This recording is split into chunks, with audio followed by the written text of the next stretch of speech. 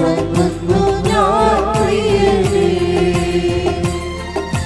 തേജസ്സിലും നിൻ മുഖമേ ഹൃദയത്തിനാനന്ദമേ. ശക്തിയോട് ചേർന്ന് പാടാം. ആരാധന യേശുവരാ, വണങ്ങുന്നു ഞാൻ പ്രിയനേ. തേജസ്സിലും നിൻ മുഖമേ ഹൃദയത്തിനാനന്ദമേ. സ്തുതിക്കട്ടെ. പരിശുദ്ധ പരമദിവ്യകാരുണ്യത്തിന് ആരാധനയും സ്തുതിയും പുകഴ്ചയും ഉണ്ടായിരിക്കട്ടെ. ഉടമ്പടിയിലൂടെയുള്ള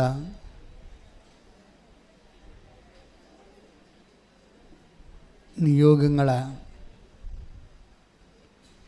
പെട്ടെന്ന് നിറവേറാനാവശ്യമായ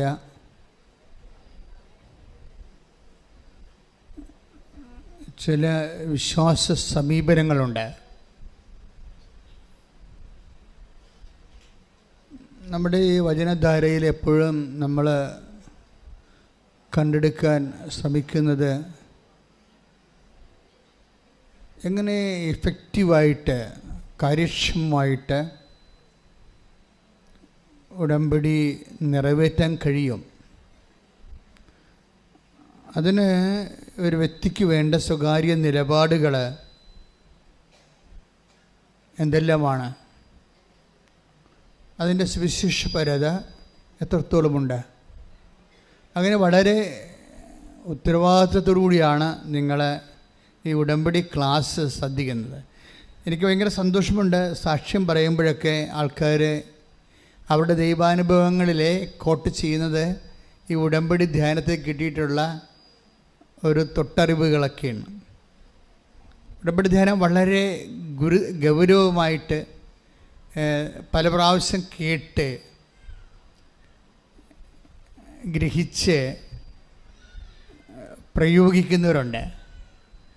കാരണം ഇതൊരു സിദ്ധാന്തവും പ്രയോഗവും പോലെയാണ് വരുന്നത്.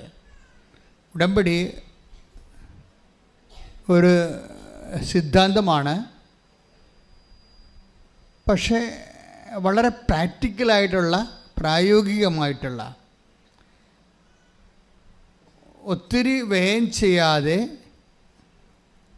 ഒത്തിരി ഹാർഡ് വർക്ക് ചെയ്യാതെ ലളിതമായി നമുക്ക് സമീപിക്കാവുന്ന പ്രായോഗിക പശ്ചാത്തലമാണ് ഉടമ്പടിക്കുള്ളത്. അതുകൊണ്ടാണ് ഉടമ്പടി എടുക്കുമ്പോൾ തന്നെ ചിലർക്ക് വലിയ സാക്ഷ്യങ്ങൾ ലഭിക്കുന്നത്. ഇന്നലെ ഒരു സാക്ഷ്യമുണ്ടായിരുന്നു. അതായത് സാക്ഷ്യം പറഞ്ഞത് അനിലാണ്. അദ്വൈതം മാനന്തവാടിയിൽ നിന്നാണ്. അനിലും ഭാര്യയുടെ സാക്ഷ്യം എനിക്ക് വളരെ ഹൃദ്യമായിട്ട് തോന്നിയാണ്. അവിടെ വീട്ടുപേര് അദ്വൈതം എന്നാണ്. അപ്പം അനിൻ്റെ സാക്ഷ്യം ഇതാണ്. ഒത്തിരി ഉണ്ട്. 6 നിയോഗങ്ങളിലെ 5ഉം വിസ്മയകരമായ രീതിയിലാണ് ടൈം ബൗണ്ടായിട്ട് നടക്കുന്നത്. ടൈം ബൗണ്ടാണ്, അതായത് അവൻ ഉദ്ദേശിച്ച സമയത്തിന് മുമ്പ് തന്നെ അത് ടാർഗറ്റ് ക്ലിയർ ചെയ്യും. അപ്പം അത് ഭയങ്കര വിസ്മയമാണ്. അപ്പം അത് പുള്ളിക്കാരൻ പറയണത്, ഇനി ഓർക്കണം, ഈ അനിലെന്ന് പറയുന്ന ആൾ അല്ല ഉടമ്പടി എടുത്തിരിക്കുന്നത്. ഉടമ്പടി എടുത്തിരിക്കുന്നത് അദ്ദേഹത്തിൻ്റെ ഭാര്യയാണ്. പക്ഷേ ഭാര്യയുടെ ഉടമ്പടി ഭാര്യ വന്ന് വീട്ടിൽ വിശദീകരിച്ചപ്പോൾ അയാൾക്ക് പെട്ടെന്ന് അഭിഷേകം കിട്ടി. അല്ലാതെ നമ്മളോട് ധ്യാനം കൂടിയതല്ല, ഭാര്യ കൈമാറിയതാണ്. അപ്പോൾ ഭാര്യയുടെ ഈ വിശ്വാസ കൈമാറ്റത്തിൽ ഭർത്താവിന് പ്രത്യേക അഭിഷേകം കിട്ടി. അപ്പോൾ അതൊരു വല്ലാത്ത കൈമാറ്റം ആയിക്കണം. കാര്യം അതിൻ്റെ അകത്ത് നമുക്കറിയാമല്ലോ, ഒരു ഫസ്റ്റ് ഓഫ് ഓൾ ഒരാളോട് പറയുമ്പോൾ ഏറ്റവും പ്രശ്നമുണ്ടായ കലഹം ഉണ്ടാക്കേണ്ടത് നമ്മുടെ ബുദ്ധിയായിരിക്കും. ബുദ്ധി ആദ്യം കലഹിക്കും. അപ്പോൾ ഇവരുടെ ബുദ്ധിയെ നമ്മൾ ആദ്യം തന്നെ ആ ബുദ്ധിയെ കീഴ്പ്പെടുത്താതെ വൈകാരികമായിട്ടുള്ള ഒരു പ്രയോഗ രീതികൾ നമ്മൾക്ക് അതിൻ്റെ അകത്ത് ഇമ്മേഴ്സ്ഡ് ആകാൻ, പങ്കാളിയാകാൻ പറ്റത്തില്ല. ഇപ്പോഴും വരണ ഒരു വിഷയം ഉടമ്പടിയിൽ എന്തുകൊണ്ടാണ് ഇപ്പോൾ ഈ ആഴ്ചയിലൊക്കെ സംഭവിക്കണമെന്ന് വെച്ച് കഴിഞ്ഞാൽ 2024 കഴിഞ്ഞപ്പോൾ 10 സാക്ഷ്യങ്ങൾ കൂടി ഡെയിലി. നമുക്ക് എപ്പോഴും കിട്ടുന്നത് ഒരു 10-18 സാക്ഷ്യങ്ങളാണെങ്കിൽ ഇപ്പോൾ അത് 2004 ആയപ്പോൾ ദിനം പ്രതി 28 സാക്ഷ്യങ്ങളായിട്ട് കൂടി. എഴുതി തന്നെയൊക്കെ 10-500 അതൊന്നുമല്ല ഇവിടെ പറയാൻ വേണ്ടി വന്നത്. ഈ പ്ലാറ്റ്ഫോമിലെ സാക്ഷ്യസുവിശേഷ പ്രയോഗത്തിന് വേണ്ടി വരുന്നവരുടെ എണ്ണം ഒരു 30% കൂടി. 10 കോടി എന്ന് പറയുമ്പോൾ 30% കൂടി. എന്തുകൊണ്ടാണ് ഇങ്ങനെ പെട്ടെന്ന് 30% ഒരു ഹൈക്ക് വന്നത്? അതിൻ്റെ കാരണം ബുദ്ധിപരമായിട്ട് ആരോഗ്യമൊക്കെ ഇത് വല്ലാതെ സ്വാധീനിച്ചെന്നാണ്. കാരണം ഒരു മനുഷ്യന് ബുദ്ധിപരമായിട്ട് സ്വാധീനിച്ചാൽ മാത്രമേ ബാക്കി ഇമോഷണലായിട്ട് അവൻ സെറ്റപ്പ് ആകത്തുള്ളൂ. ഈ ബുദ്ധിപരമായിട്ട് സ്വാധീനിക്കുന്നത് എന്താണ്?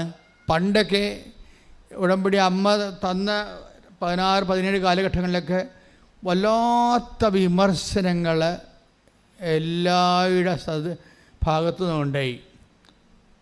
ഡോക്ടേഴ്സ് തന്നെ സമിതികൾ കൂടിയിട്ട് വാട്സപ്പിലൊക്കെ ഗ്രൂപ്പുകളുണ്ടാക്കി കൃപാസനത്തിനെതിരെ.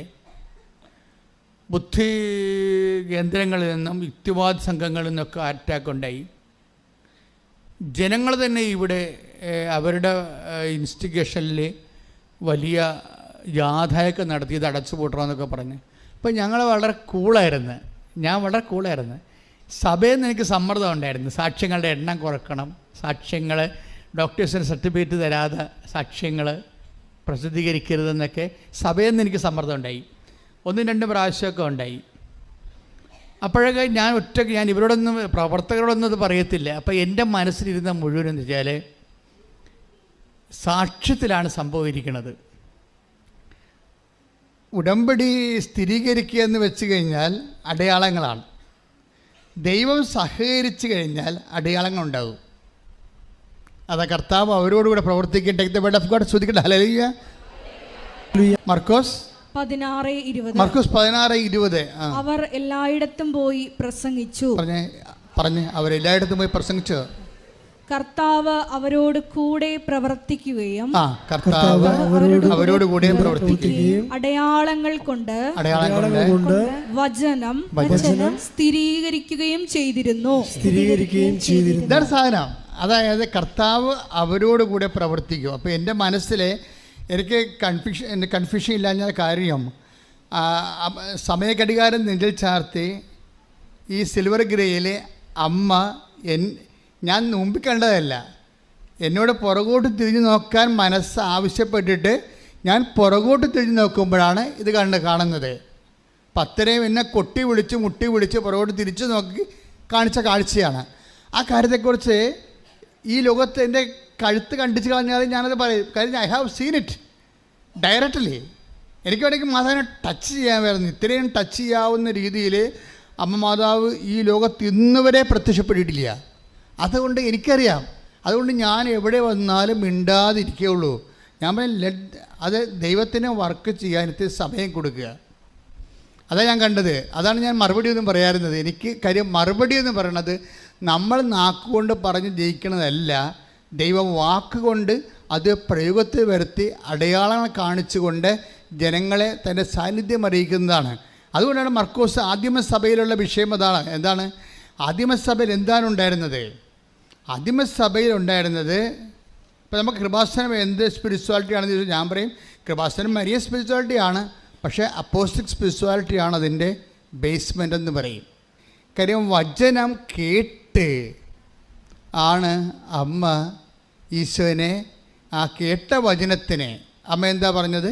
ഇതാ കർത്താവിൻ്റെ ദാസി. അപ്പോൾ ലൂക്ക 1:38 ഇതാ കർത്താവിൻ്റെ ദാസി. വചനത്തോട് ആര് ദാസിയാണ് ദാസനാണെന്ന് പറഞ്ഞാലും വചനം ഗർഭം ധരിക്കും എന്ന് വെച്ച് കഴിഞ്ഞാൽ വചനം മാംസമാകും എന്ന് വെച്ചാൽ വചനത്തിൻ്റെ ശക്തി നമ്മളിലേക്ക് ആവഹിക്കപ്പെടും. സ്തുതിക്കട്ടെ. ഹല്ലേലൂയ. അപ്പം അതെനിക്ക് ഭയങ്കര ഇഷ്ടപ്പെട്ടു. കാര്യത്തിന് അത് ബെനഡിക്റ്റ് മാർപ്പാപ്പയുടെ വചനങ്ങളാണ്. ബെനഡിക്റ്റ് 14-ാം മാർപ്പാപ്പ പറയുമായിരുന്നു, മാതാവ് ഗർഭധാരണം ചെയ്തത് വചനം ചെവിയിലൂടെയാണെന്ന്. അത് തന്നെ റാഫേൽ പിതാവ് എടുത്തിട്ട് കാലഘട്ടത്തിലേക്ക് പ്രയോഗിക്കണത് എന്താണ്?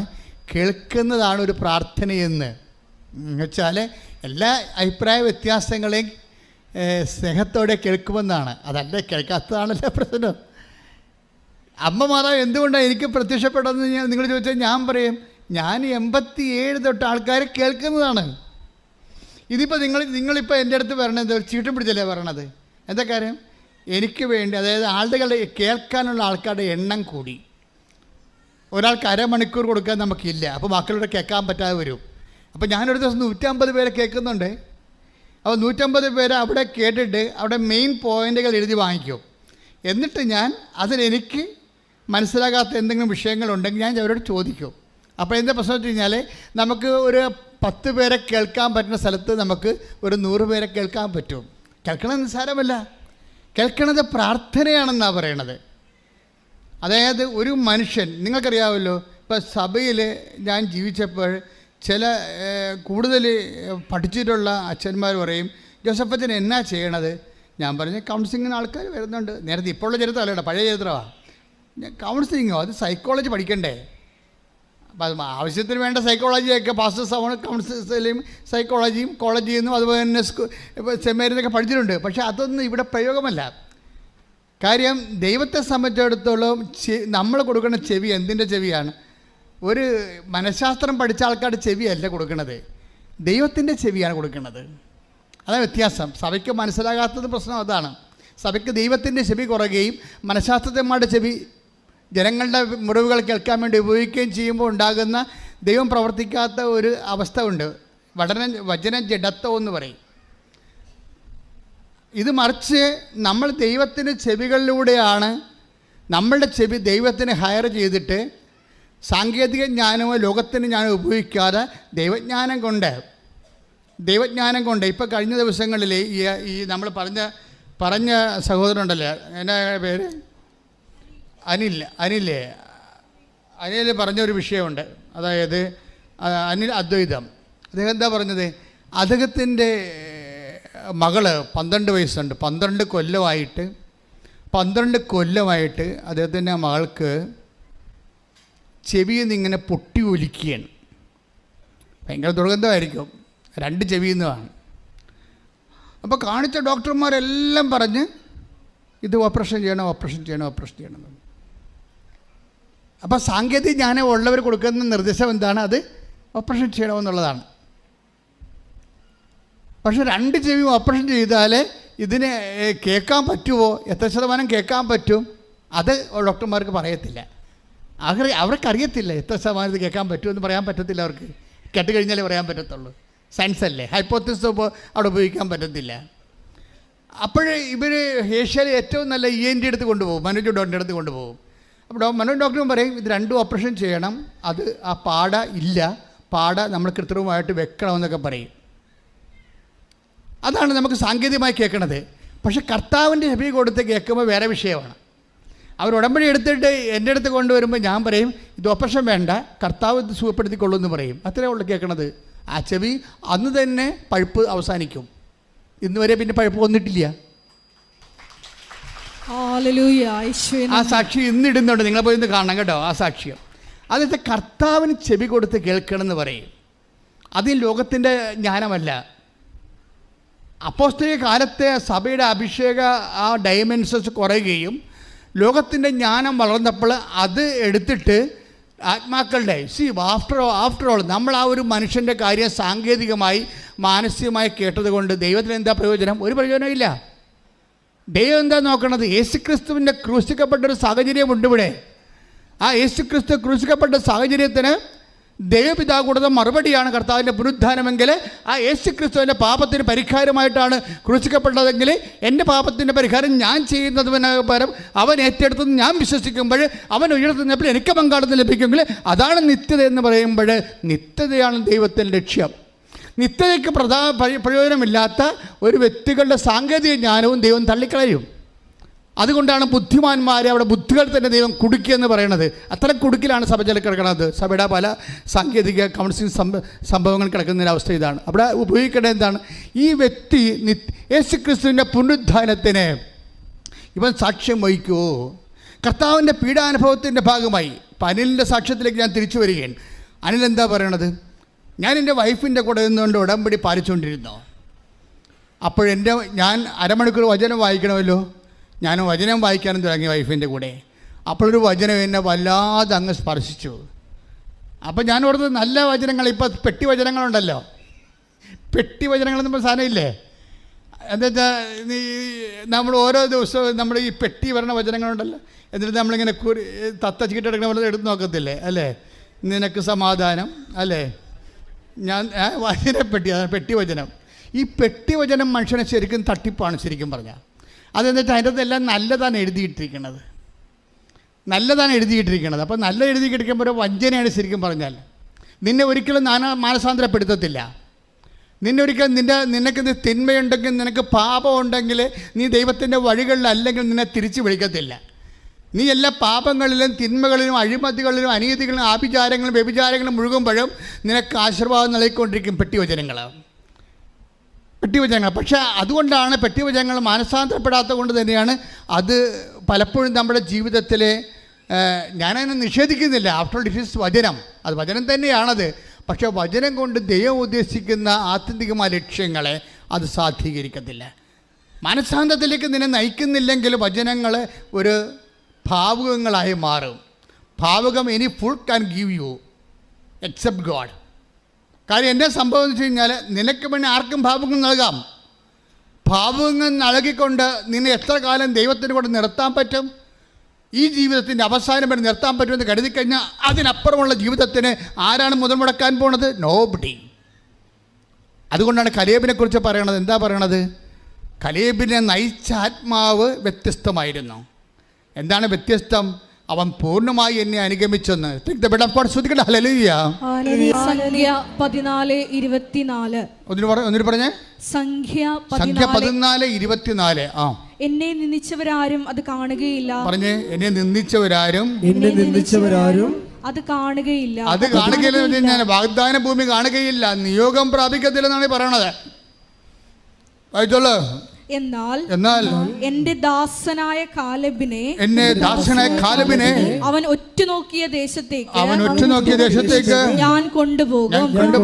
അവന്റെ സന്തതികൾ അത് കൈവശമാക്കും. എന്തെന്നാൽ അവനെ നയിച്ച ചൈതന്യം വ്യത്യസ്തമാണ്. അവൻ എന്നെ പൂർണ്ണമായി അനുഗമിക്കുകയും ചെയ്തു. ചൈതന്യം വ്യത്യസ്തമായിരുന്നു പറഞ്ഞിട്ട് എന്ത് ചൈതന്യമാണ് വ്യത്യസ്തമായത്?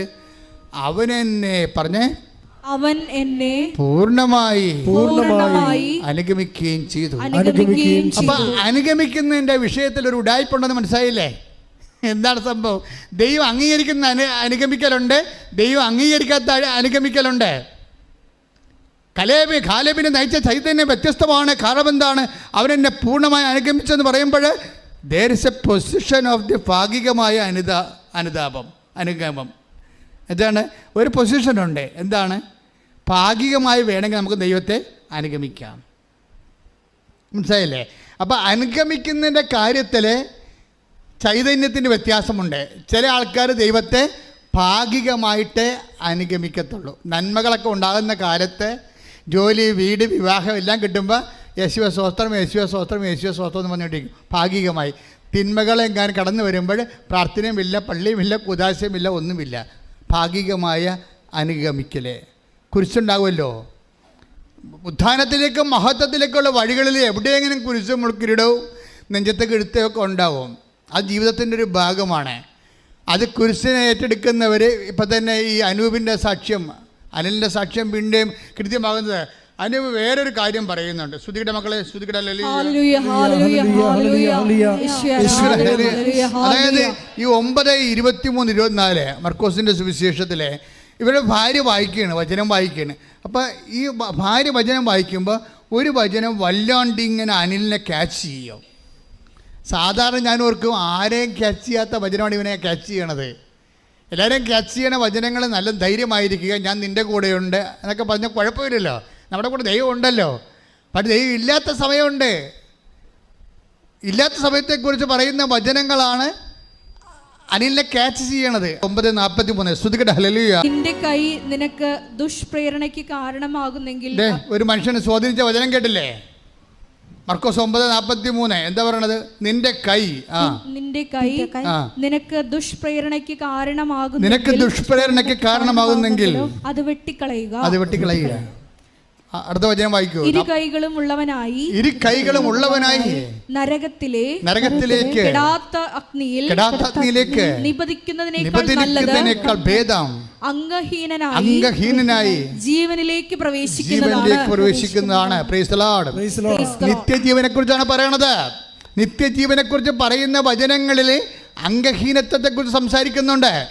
ഈ ജീവിതത്തിൽ നമുക്ക് ആവശ്യമായ ചില കാര്യങ്ങൾ നഷ്ടപ്പെടുത്തേണ്ടി വരുമെന്ന് പറയുമ്പോൾ അതിൻ്റെ ഫലമോ നിത്യജീവൻ എന്ന് പറയുമ്പോൾ ഈ നിത്യജീവൻ ഇവൻ്റെ തലക്ക് പിടിച്ചതിന് ശേഷം അവൻ പറയുകയാണ്, പാപത്തിന് വേണ്ടി വെറുത്ത് ജീവിക്കാൻ വേണ്ടി എനിക്ക് എന്ത് ത്യാഗം സഹിക്കേണ്ടി വന്നാലും ഞാൻ സഹിക്കാനുള്ള ശക്തിയാണ് കർത്താവിക്ക് തന്നത്. കൈയടിച്ച് ശ്രദ്ധിക്കട്ടെ. ഇതാണ് ഈ വിഷയം. എന്താ വിഷയം? നമുക്ക് ദൈവത്തെ രണ്ട് തരത്തിൽ അനുഗമിക്കാൻ പറ്റും. ഒന്നെന്താണ്? പൂർണ്ണമായി കാലിബിനെ പോലെ അനുഗമിക്കും. പൂർണ്ണമായി അനുഗമിക്കുക എന്ന് വെച്ചതിൻ്റെ അർത്ഥം എന്താണ്? ഇടയ്ക്ക് തിരിച്ച് പോരണമെന്ന് തോന്നാതെ അനുഗമിക്കുക. യേശുവിനെ അനുഗമിക്കുന്നതിൽ ഇവനെന്താ പറയണത്? അനിലെന്താ പറയണത്? ഞങ്ങളുടെ വീട്ടിൽ കക്കൂസെ പാത്തിരുന്ന ദിവസങ്ങളുണ്ട്. എന്താ കാര്യം? ഭയങ്കര കടക്കാർ വന്ന് മുടിഞ്ഞ് ഇവരെ വീട് വളയും. റെയ്ഡ് ചെയ്യണ പോലെ വീട് വളയുമ്പോൾ ഈ മനുഷ്യൻ പോയി കക്കൂസ് പാത്തിരിക്കും. ഓരോ മനുഷ്യന്മാർ ജീവിക്കണ ജീവിതം കണ്ടില്ലേ? അതിൽ വൈഫ് പുറത്തേക്ക് പറയും, അനിലിവിടെ ഇല്ല, അനിൽ പുറത്ത് പോയിരിക്കണം എന്ന് പറയും.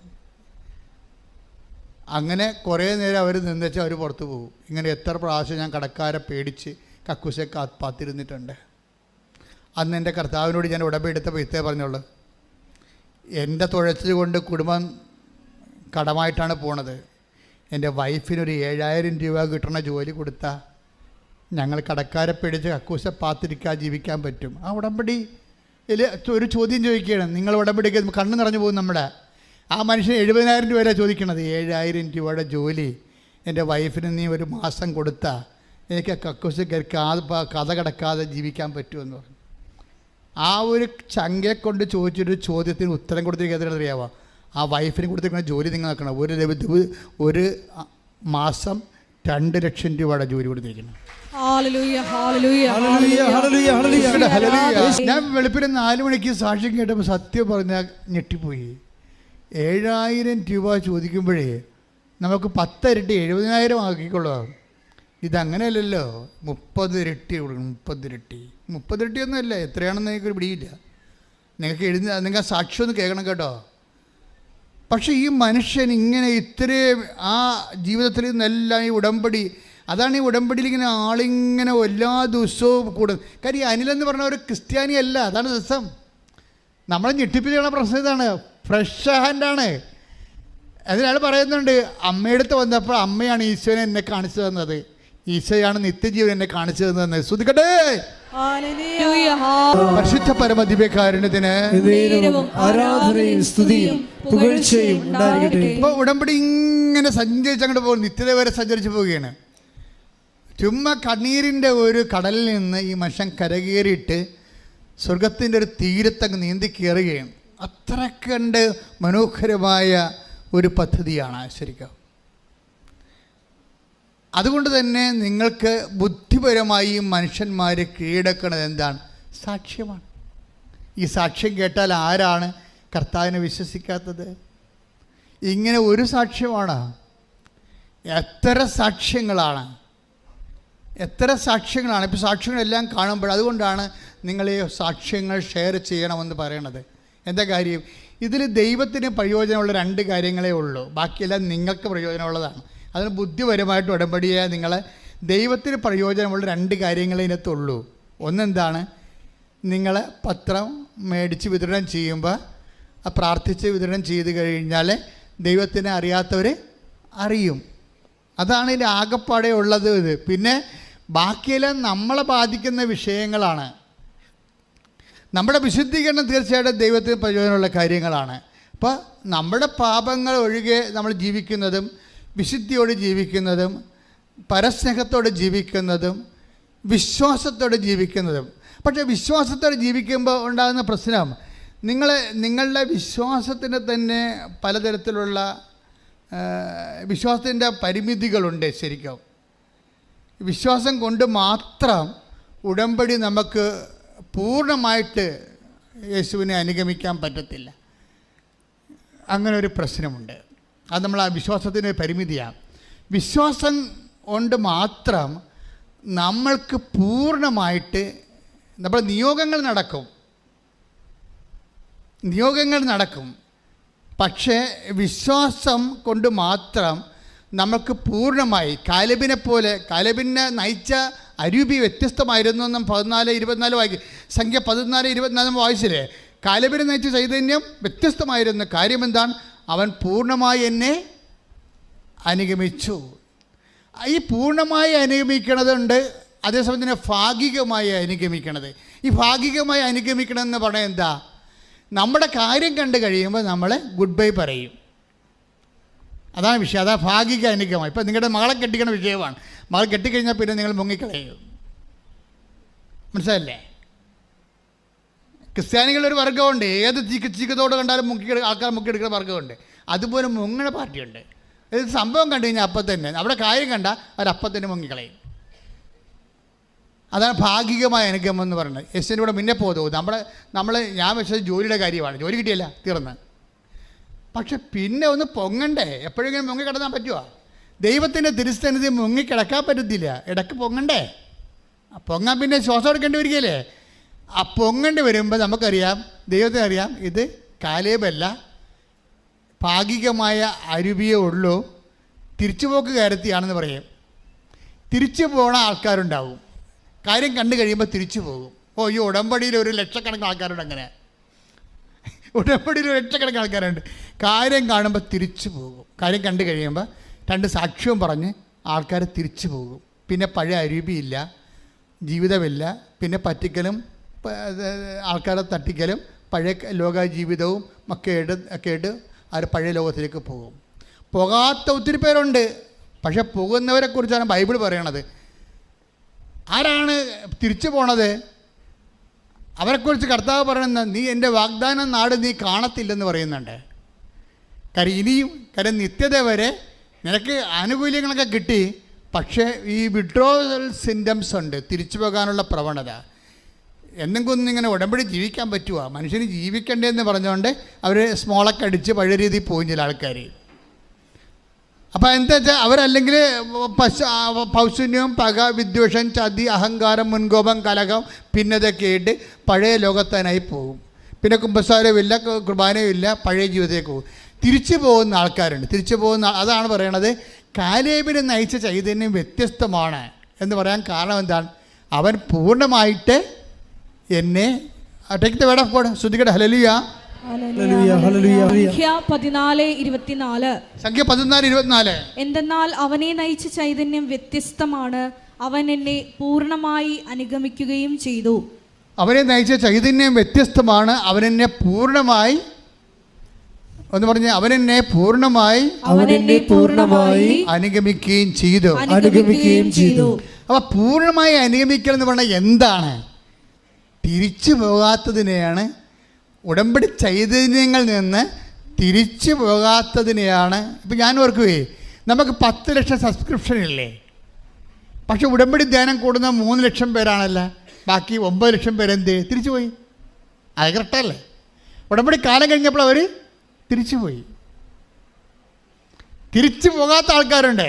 ഇപ്പോഴും ആ പഴയതുപോലെ അതേ ചൈതന്യത്തിൽ ജീവിക്കുന്ന ആൾക്കാർ. ഇപ്പോൾ നമുക്ക് 10 ലക്ഷം സബ്സ്ക്രിപ്ഷൻ ഇല്ലേ? പക്ഷേ ഉടമ്പടി ധ്യാനം കൂടുന്ന എത്ര പേരാണ് ഒരാഴ്ചയിൽ? 3 ലക്ഷം പേര്. ബാക്കി 7 ലക്ഷം പേരെന്തേ? അവരാ പഴയ ചൈതന്യത്തിൽ നിന്ന് തിരിച്ചു പോയിരിക്കണം. തിരിച്ചു പോയവരെക്കുറിച്ച് എന്താ ബൈബിൾ പറയണത്? അവരെ നയിച്ച ചൈതന്യം കലേബിൻ്റെ ചൈതന്യമല്ല. അതുകൊണ്ട് എന്താണ് സംഭവിക്കണത്? അവർ വാഗ്ദാന നാട് പ്രാപിക്കുകയില്ല. ശ്രുതികട ഹല്ലേലൂയ. ഹല്ലേലൂയ. സംഖ്യ 14:3-4 എടുത്തേ. സംഖ്യ 14:3-4. വാളിനിരയാകാൻ കർത്താവ് ഞങ്ങളെ ഈ ദേശത്തേക്ക് കൊണ്ടുവന്നത് എന്തിന്? കലേബിനെ പോലെ അല്ല, വേറെ കുറച്ച് ആൾക്കാരോടെ ഉണ്ടല്ലോ മോസസിന്റെ കൂടെ. അവർ ഉറ്റുനോക്കാൻ പോയ ആൾക്കാരാണ്. അവർ വന്നിട്ട് പറഞ്ഞ് അവിടെ ഉള്ളൊരു അനാർക്കിൻ്റെ മല്ലന്മാരുടെ മക്കളൊക്കെ ഉണ്ട്, നമുക്ക് അവിടെ ചെന്ന് അവരുടെ വാള് കൊണ്ട് നമ്മൾ ചത്തുപോകും. ഇനി യേശുവിൻ്റെ കൂടെ കൂടിക്കഴിഞ്ഞാൽ നമുക്ക് സുഖമായി ജീവിക്കാൻ പറ്റത്തില്ല. നമ്മളിപ്പോഴും ആൾക്കാരെ പറ്റിച്ചും, ഇപ്പോൾ ചില ആൾക്കാർ എന്തുമാത്രം പറ്റിപ്പ് നടത്തിയാണ് ജീവിക്കണേ. പലതരത്തിലല്ലേ, ഇപ്പോൾ പലതരത്തിലുള്ള വിവാഹം ഡൈവേഴ്സ് എത്തുന്ന ആൾക്കാരുണ്ട്. പറഞ്ഞാൽ നിസ്സാരമായ കാര്യം ചിലപ്പോൾ ഒരു വാശിപ്പുറം അല്ലെങ്കിൽ അവരുടെ താല്പര്യങ്ങളനുസരിച്ച് അപ്പുറത്ത് നടക്കണില്ല. അപ്പം ഞാനൊരു ദിവസം ഒരു സ്ത്രീയോട് ചോദിച്ചു, എടി നീ ഇപ്പം ഈ ഭർത്താവിനെ ഉപേക്ഷിക്കാനൊക്കെ പോണതിൻ്റെ ഉദ്ദേശം നിൻ്റെ അപ്പനല്ലേ? ആണ്. അപ്പനും മകളും തമ്മിൽ നല്ല സ്നേഹമാണ്, മകളെ കാണാതെ അപ്പന് ജീവിക്കാൻ പറ്റത്തില്ല. പക്ഷെ അതിൻ്റെ പേരിൽ എന്ത് കാരണം? ചെറുക്കം വന്ന് മകളുമായിട്ട് അപ്പൻ്റെ കൂടെ വീട്ടിൽ താമസിക്കണം, നടക്കണ കാര്യമാണ്. അതായത് ഇവർക്ക് ഈ അപ്പനെയും മകൾക്കും അറിയാൻ പറ്റും. ചില പെമ്മക്കൊക്കെ അപ്പന്മാരോട് ഭയങ്കര സ്നേഹമായിരിക്കും, ചില ആമ്മക്കൊക്കെ അമ്മമാരോട് ഭയങ്കര സ്നേഹമായിരിക്കും. ഈ കക്ഷികൾക്ക് ഇതൊക്കെ അറിയാൻ പറ്റും. പക്ഷേ എന്താ പറയണമെന്ന് വെച്ച് കഴിഞ്ഞാൽ അവരുടെ ജീവിത വിളികളുമായിട്ട് നോക്കുമ്പോൾ ഇത് വാള് വാങ്ങി നിൽക്കും. അതാണ് കലിയ പറയണത്, വാളാണല്ല വരണത്. അവരുടെ താല്പര്യങ്ങൾ നടക്കത്തില്ലല്ലോ, അവരുടെ താല്പര്യം നടപ്പം. ഞാൻ അതങ്ങനെ അവൾ എന്നോട് പറയാതെ ഉപേക്ഷിച്ചു. പിന്നെ ഒരു 6 കൊല്ലം കഴിഞ്ഞാൽ വീണ്ടും ഞാൻ അവളെ കണ്ട് വേറെ ഒരുത്തിനെ കെട്ടി, അതിനകത്ത് പിള്ളേരുണ്ട്. ഇപ്പം എന്നാ പറഞ്ഞാൽ അവന് ഉപേക്ഷിക്കാൻ പോയി. 3ാമത്തെ ഉപേക്ഷ ഇപ്പോൾ കഴിഞ്ഞെന്നാണ് തോന്നണത്. അപ്പോൾ എന്ത് സംഭവിച്ചു കഴിഞ്ഞാൽ ഏതെങ്കിലും ഇപ്പം ഈ പല കാര്യങ്ങളും നിങ്ങളെ കുമ്പസാരിച്ചും കുർബാന സ്വീകരിച്ചൊക്കെ ജീവിക്കും.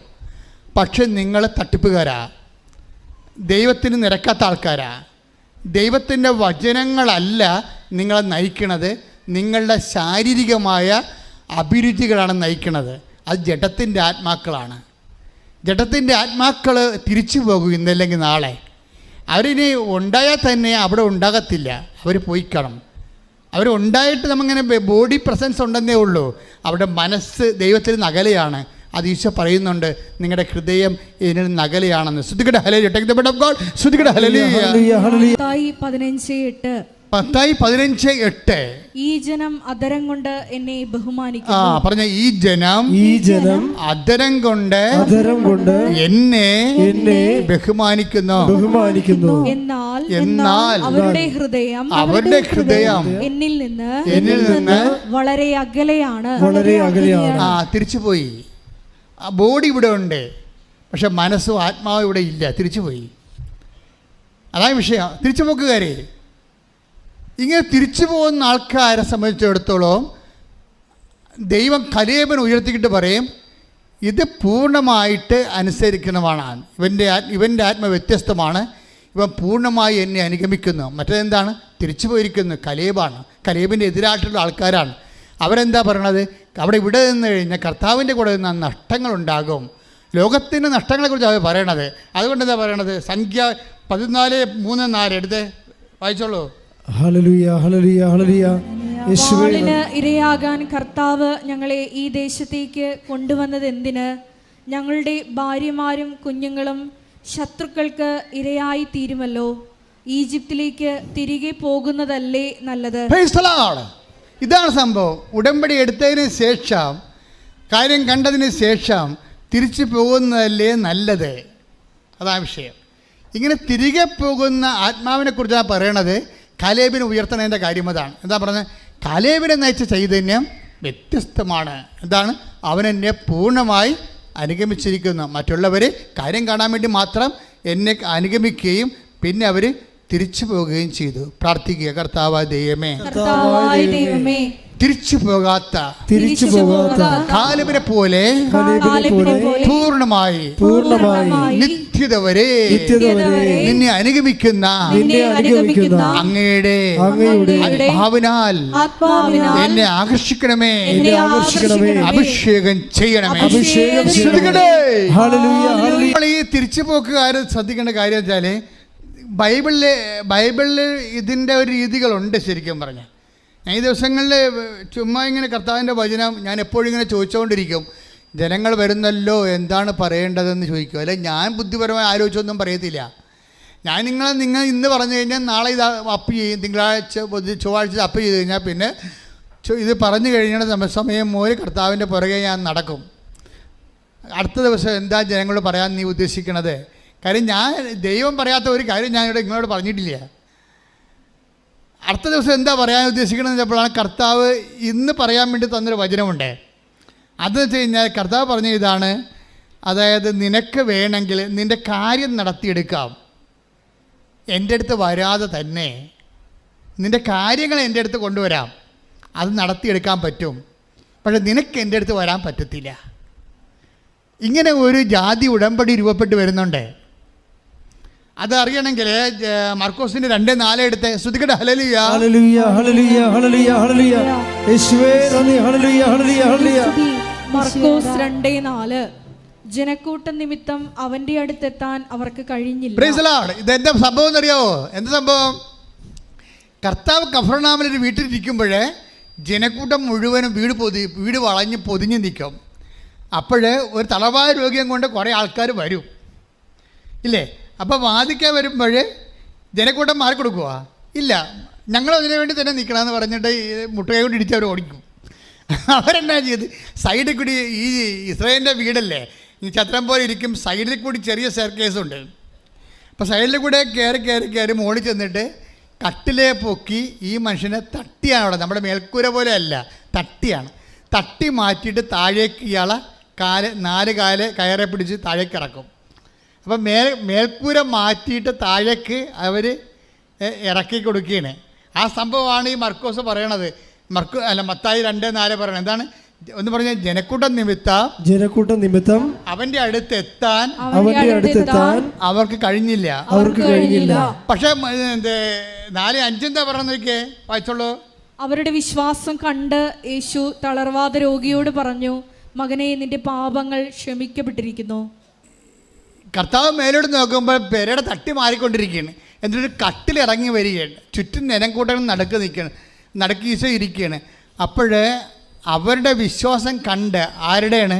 ഈ പെരയുടെ മുകളിൽ നിൽക്കുന്ന കയറിറക്കുന്ന ആൾക്കാരില്ലേ, 4 പേര്, അവരാണല്ലോ ഈ ആളെ പൊക്കി കൊണ്ടുവന്ന് ഇത്രയും കഷ്ടപ്പെടണത്. കഷ്ടനഷ്ടങ്ങളൊക്കെ സഹിച്ച് അവരാളെ താഴെ ഇറക്കുകയാണ്. ആ വീട്ടുകാരവിടെ നിന്ന് തെറി പറയുന്നുണ്ടാകും. കാര്യം ഇത് റിപ്പയർ ചെയ്യണമെങ്കിൽ കാശ് വേറെ വേണം വരും. നിൻ്റെ തന്ത കാശ് പിടക്കുവാന്നൊക്കെ ചോദിക്കുന്നുണ്ടാവും ആ വീട്ടുകാരവിടെ നിന്നുണ്ട്. പക്ഷെ അവന്മാർ ഭയങ്കര മുഴുക്കന്മാരായത് കാരണമേ ഈ വീട്ടുകാരൻ്റെ ഒരു പരിവും നടക്കണില്ല. അത് കാരണം ഇവനെ ബലം പ്രയോഗിച്ച് ഇറക്കിയപ്പോഴേ കർത്താവ് എന്തൊക്കെ മുഷ്കന്മാരാണെന്ന് പറഞ്ഞാലും അവന്മാരുടെ വിശ്വാസത്തിന് വില ഉണ്ട് അവിടെ. ഈ മുഷ്കന്മാരുടെ കാര്യമൊക്കെ നടക്കി തെമ്മാടിത്തരം കാണിച്ചാലും പെര പൊളിച്ചാലും ഒക്കെ നിങ്ങളുടെ കാര്യം നടക്കാതിരിക്കത്തൊന്നിരിക്കില്ല. നിങ്ങളെ പെര പൊളിക്കണതും പെങ്ങൾക്ക് ഓഹരി കൊടുക്കാത്ത ആൾക്കാരും വീട് കെട്ടിച്ച പെണ്ണിനെ മുഴുവൻ വളയെടുത്ത് വിറ്റിട്ട് മകളെ കെട്ടിച്ചിട്ട് മരുമകളെ തല്ലി വീട്ടി കൊടുത്തിരിക്കുന്ന ആൾക്കാരൊക്കെ ഇരിക്കും. നിങ്ങൾ മുഷ്കന്മാരും തരവഴിക്കാരും തോന്നിവാസം തെണ്ടികളുമാണെങ്കിലും നിങ്ങളുടെ കാര്യം നടക്കും. വിശ്വാസം ഉണ്ടായാൽ മതി. കാര്യം മനസ്സിലായില്ല? കാര്യം നടക്കുമ്പോഴെല്ലാവരും നല്ല മനുഷ്യരാണെന്ന് ധരിക്കരുത്. കാര്യം നടക്കുന്ന കൊണ്ട് ദൈവം നിങ്ങളെ അംഗീകരിച്ച് നിങ്ങൾ ധരിക്കരുത്. തെമ്മാടിത്തരം തോന്നിവാസം കാണിച്ചാലും നിങ്ങളുടെ കാര്യങ്ങൾ നടക്കും. പക്ഷേ നിങ്ങൾക്ക് കർത്താവിൻ്റെ അടുത്ത് വരാൻ പറ്റത്തില്ല. അവിടെയാണ് പ്രശ്നം കിടക്കുന്നത്. നിങ്ങളുടെ നിയോഗം വരും. കട്ടിലോടുകൂടി ഇറക്കിയ ആൾ വരും. കട്ടിലോടുകൂടി ഇറക്കിയ ആൾ സുഖപ്പെടും. പക്ഷെ നിങ്ങൾ സുഖപ്പെടത്തില്ല. നിങ്ങൾ കർത്താവിൻ്റെ അടുത്ത് വരാം. രണ്ടും 2 വിഷയമാണ്. നിങ്ങളുടെ നിയോഗം നിങ്ങളെ നിവർത്തിയെടുക്കുന്നതും നിങ്ങൾ കർത്താവിൻ്റെ അടുത്ത് വരുന്നത് ഒരു വിഷയമല്ല, 2 വിഷയമാണ്. കാര്യം എന്താ വെച്ചാൽ ഉടമ്പടിക്ക് ലക്ഷ്യമുണ്ട്, മാർഗമുണ്ട്. ഉടമ്പടിക്ക് എന്താ ഉള്ളത്? ഉടമ്പടിയിൽ ലക്ഷ്യം, നിങ്ങൾ ഉടമ്പടി ചെയ്യുന്ന ലക്ഷ്യം എന്താണ്? IELTS പാസ്സാകുക ഒരു ലക്ഷ്യമാണ്. വസ്തു വയ്ക്കുക വേറൊരു ലക്ഷ്യമാണ്. രോഗം സുഖമാക്കുക ഒരു ലക്ഷ്യമാണ്. ഉടമ്പടി ലക്ഷ്യം. അതിന് നിങ്ങൾ മാർഗം എന്താ ചെയ്യണത്? നിങ്ങൾ പത്രം കൊടുക്കുന്നു, പേഴ്സണൽ പ്രവർത്തനം ചെയ്യുന്നു അല്ലേ? അതുപോലെ തന്നെ നിങ്ങൾ ദാനധർമ്മങ്ങൾ ചെയ്യുന്നു, രോഗികളെ സുഖപ്പെടുന്നു, രോഗികൾക്ക് നിങ്ങൾ വസ്ത്രങ്ങൾ കൊടുക്കുന്നു. അങ്ങനെ കുറേ കാര്യങ്ങൾ നിങ്ങൾ ചെയ്യുന്നുണ്ട്. ആധ്യാത്മിക ജീവിതം നിങ്ങൾ പരിപോഷിപ്പിക്കുന്നു. അതെല്ലാം മാർഗമാണ്. ലക്ഷ്യം എന്താണ്? IELTS പാസ്സാകുക, അല്ലെങ്കിൽ PR കിട്ടുക, അല്ലെങ്കിൽ ഗ്രീൻ കാർഡ് കിട്ടുക. ഇതൊക്കെയാണ് ലക്ഷ്യം. ഇത് നടക്കും. പക്ഷെ നിങ്ങൾക്ക് നിങ്ങളുടെ ഗ്രീൻ കാർഡ് കിട്ടും, നിങ്ങളുടെ വിസ പ്രോസസ്സിങ് കഴിയും, നിങ്ങൾക്ക് ഓസ്ട്രേലിയ പോകാൻ പറ്റും, നിങ്ങൾക്ക് നിങ്ങൾ വിചാരിക്കുന്ന സ്ഥലം എല്ലാം കിട്ടും. പക്ഷേ ക്രിസ്തുവിൻ്റെ അടുത്ത് പോകാൻ പറ്റത്തില്ല. അത് തലവായ രോഗിയുടെ അടുത്ത് കെട്ടിയിറക്കുന്ന ആൾക്കാരെ പോലെ ഇരിക്കും. അതെന്താ സംഭവം എന്ന് വെച്ച് കഴിഞ്ഞാൽ, നിങ്ങൾക്ക് വരാൻ പറ്റാതിരിക്കുകയും നിങ്ങളുടെ നിയോഗം വരികയും ചെയ്യണ കാര്യം വെച്ചാൽ നിയോഗം ലക്ഷ്യമായത് കൊണ്ടാണ്. നിയോഗമാണ് ലക്ഷ്യം. ഇവിടെ മാർഗം എന്താണ്? ഉടമ്പടി മാർഗമാണ്. ഇനി ചില ആൾക്കാർക്ക് നേരെ മറിച്ചാണ്. ഉടമ്പടി ലക്ഷ്യമാകും, നിയോഗം മാർഗമാകും. അവിടെയാണ് വിഷയം വേണ്ടത്. ഉടമ്പടി ലക്ഷ്യമാകും. എന്താണ് ഉടമ്പടി എന്ന് പറയുന്നത്? എന്താണ്? Bilateral agreement. ഞാനും എൻ്റെ ദൈവവും തമ്മിലുള്ള എഗ്രിമെൻ്റാണ് എൻ്റെ ലക്ഷ്യം. എൻ്റെ കാര്യം നടന്നാലും നടന്നില്ലെങ്കിൽ കുഴപ്പമില്ല, ഞാൻ കർത്താവിനെ നേടുകയാണ് എൻ്റെ ലക്ഷ്യം. ഉടമ്പടി ലക്ഷ്യമാകും. ഉടമ്പടി ലക്ഷ്യമാകുമ്പോൾ മറ്റ് നിയോഗങ്ങളെല്ലാം, വസ്തു വയ്ക്കുക, ഗ്രീൻ കാർഡ് കിട്ടുക, വിസ കിട്ടുക, അതൊക്കെ മാർഗമാകും. അത് എൻ്റെ ലക്ഷ്യം എന്താണ്? ഞാൻ ഉടമ്പടി നിൽക്കുന്നതിൻ്റെ ലക്ഷ്യം എന്താണ്? എൻ്റെ കർത്താവിൻ്റെ കൂടെ ജീവിക്കുന്നതും കർത്താവിന് വേണ്ടി നിത്യത വരെ നിലനിൽക്കുന്നതും കർത്താവിനെ കൈമാറുന്നതുമാണ് എൻ്റെ ലക്ഷ്യം. എൻ്റെ ദൈവവേദ ഇതാണ് ഇതിൻ്റെ അകത്തുള്ള ഏറ്റവും വലിയ ഗുഡൻസ് എന്ന് പറയണത്. നിങ്ങളുടെ ഉടമ്പടിയുടെ നിയോഗങ്ങൾ നിങ്ങളല്ല എങ്കിൽ, ഉടമ്പടി ദൈവം നിങ്ങളെ കാണുന്നത് കലേബിനെതിരായിട്ടുള്ള സ്പിരിറ്റോട് കൂടി തിരിച്ചുപോയ ആൾക്കാരായിട്ടാണ്. കാര്യം നിയോഗം കഴിയുമ്പോൾ നിങ്ങൾ തിരിച്ചു പോകും. കാര്യം എന്താണ്? നിങ്ങളുടെ ലക്ഷ്യം ഉടമ്പടി അല്ലായിരുന്നു, ഉടമ്പടിയിലുള്ള നിയോഗങ്ങളായിരുന്നു ലക്ഷ്യം. അപ്പോൾ ഒരു വ്യക്തിയെ ദൈവം തിരിച്ചറിയണത് ഇത് നിൻ്റെ നിയോഗം എന്താണ്? ദൈവമാണോ നിൻ്റെ നിയോഗം? ഉടമ്പടിയുടെ ലക്ഷ്യം എന്താണ്? അത് ദൈവമാണെങ്കിൽ നിൻ്റെ നിയോഗങ്ങളെല്ലാം ആവശ്യങ്ങളെല്ലാം ഒരു മാർഗമാകുകയേ ഉള്ളൂ. ചില ആൾക്കാർക്ക് മാർഗമല്ല, മാർഗം അവരുടെ ജോലി കിട്ടുക, വീട് പണിയുകയൊക്കെയാണ് അവിടെ ലക്ഷ്യം. മാർഗമാണ് ഉടമ്പടി. ചിലർക്ക് ക്രിസ്തുവിൽ വളരുന്നതാണ് അവരുടെ ലക്ഷ്യം. അതിന് പറ്റുന്ന ജീവിതത്തിൻ്റെ അവസ്ഥകളെയാണ് അവർ നിയോഗമായിട്ട് എടുക്കുന്നത്. അപ്പോൾ അതൊരു മാർഗമാകുകയേ ഉള്ളൂ. നിങ്ങളുടെ ആവശ്യങ്ങൾ നിങ്ങൾക്കൊരു മാർഗമാകുകയും ക്രിസ്തു നിങ്ങളുടെ ലക്ഷ്യമാകുകയും ചെയ്യുമ്പോഴേ ഉടമ്പടി പെട്ടെന്ന് ഫയറാകാൻ തുടങ്ങും. ശ്രുതികട ഹല്ലേലൂയ. സംഖ്യ 14:24 നമുക്ക് ഒന്നുകൂടി വായിക്കാം. ശ്രുതികട ഹല്ലേലൂയ. ഹല്ലേലൂയ ഹല്ലേലൂയ യേശുവേ നന്ദി. Hallelujah hallelujah. സംഖ്യ 14:24. സംഖ്യ 14:24. എന്നെ നിന്ദിച്ചവരാരും അത് കാണുകയില്ല, എന്നാൽ എൻ്റെ ദാസനായ കാലേബിനെ അവൻ ഒറ്റുനോക്കിയ ദേശത്തേക്ക് ഞാൻ കൊണ്ടുപോകും. കാലേബിനെ കൊണ്ടുപോകുന്ന പറയണത്, അവൻ്റെ നിയോഗമല്ല കൊണ്ടുപോകണത്, ബൈ പേഴ്സൺ കൊണ്ടുപോവുകയാണ്. ഇതേ വ്യത്യാസം പറയണത്. ആ തറവായ രോഗിയുടെ കാര്യത്തിൽ എന്താ സംഭവിച്ചിരിക്കുന്നത്? കൊണ്ടുവന്ന ആൾക്കാർ മുകളിൽ തന്നെ നിൽപ്പുണ്ട് അവിടെ, ഇല്ലേ? നിയോഗമാണ് താഴെ ഇറങ്ങി വന്നത്. ആ കൊണ്ടുവന്ന ആൾക്കാർ മർക്കോസ് മത്തായിയുടെ 3:2 മുകളിൽ തന്നെ ഇരിപ്പുണ്ട്.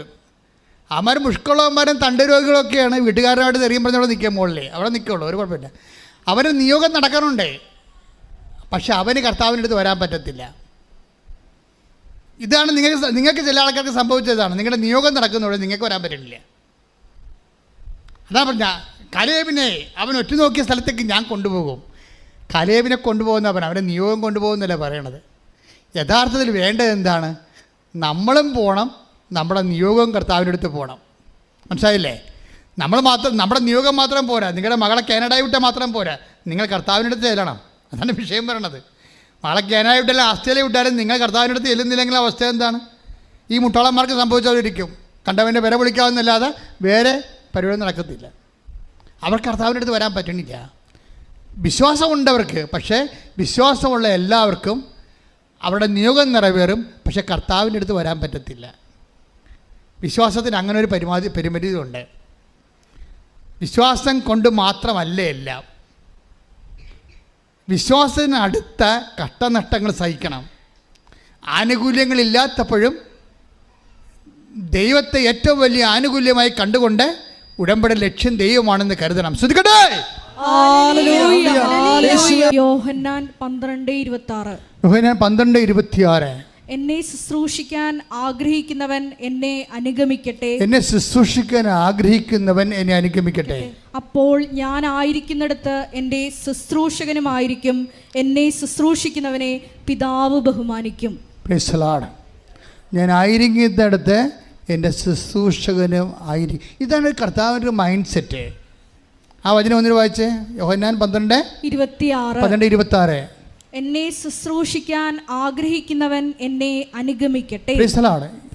എന്നെ ഏറ്റു പറഞ്ഞേ, എന്നെ ശുശ്രൂഷിക്കാൻ ആഗ്രഹിക്കുന്നവൻ എന്നെ അനുഗമിക്കട്ടെ. അപ്പോൾ ഞാൻ ആയിരിക്കുന്നിടത്ത് എൻ്റെ ശുശ്രൂഷകനും ആയിരിക്കും.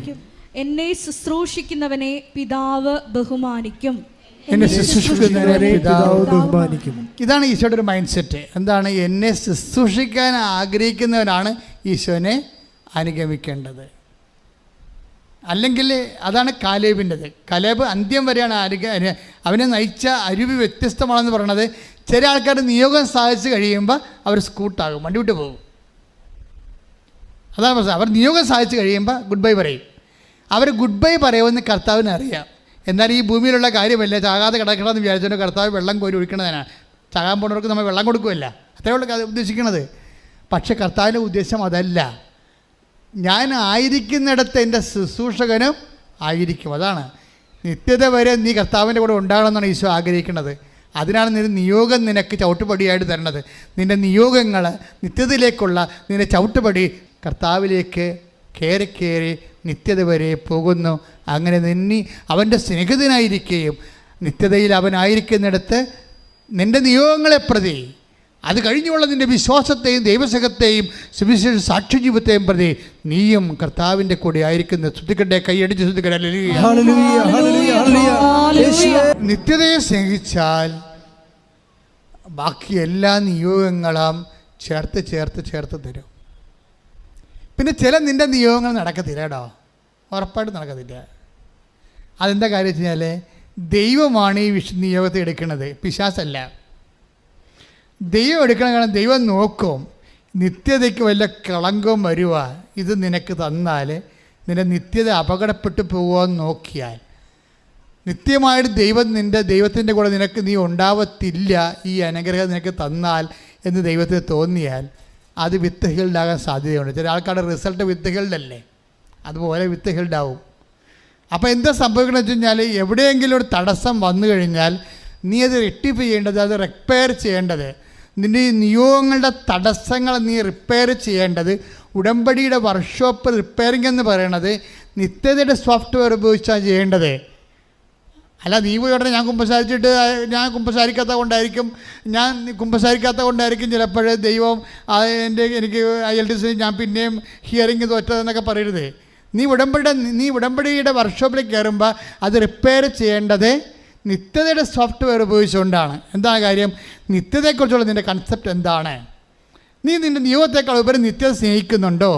നിത്യമായ ദൈവത്തിനും കൂടി ആയിരിക്കാനുള്ള 12:26 നീ ദൈവത്തെ പോലെ നീ അത് മാനിക്കുന്നുണ്ടോ?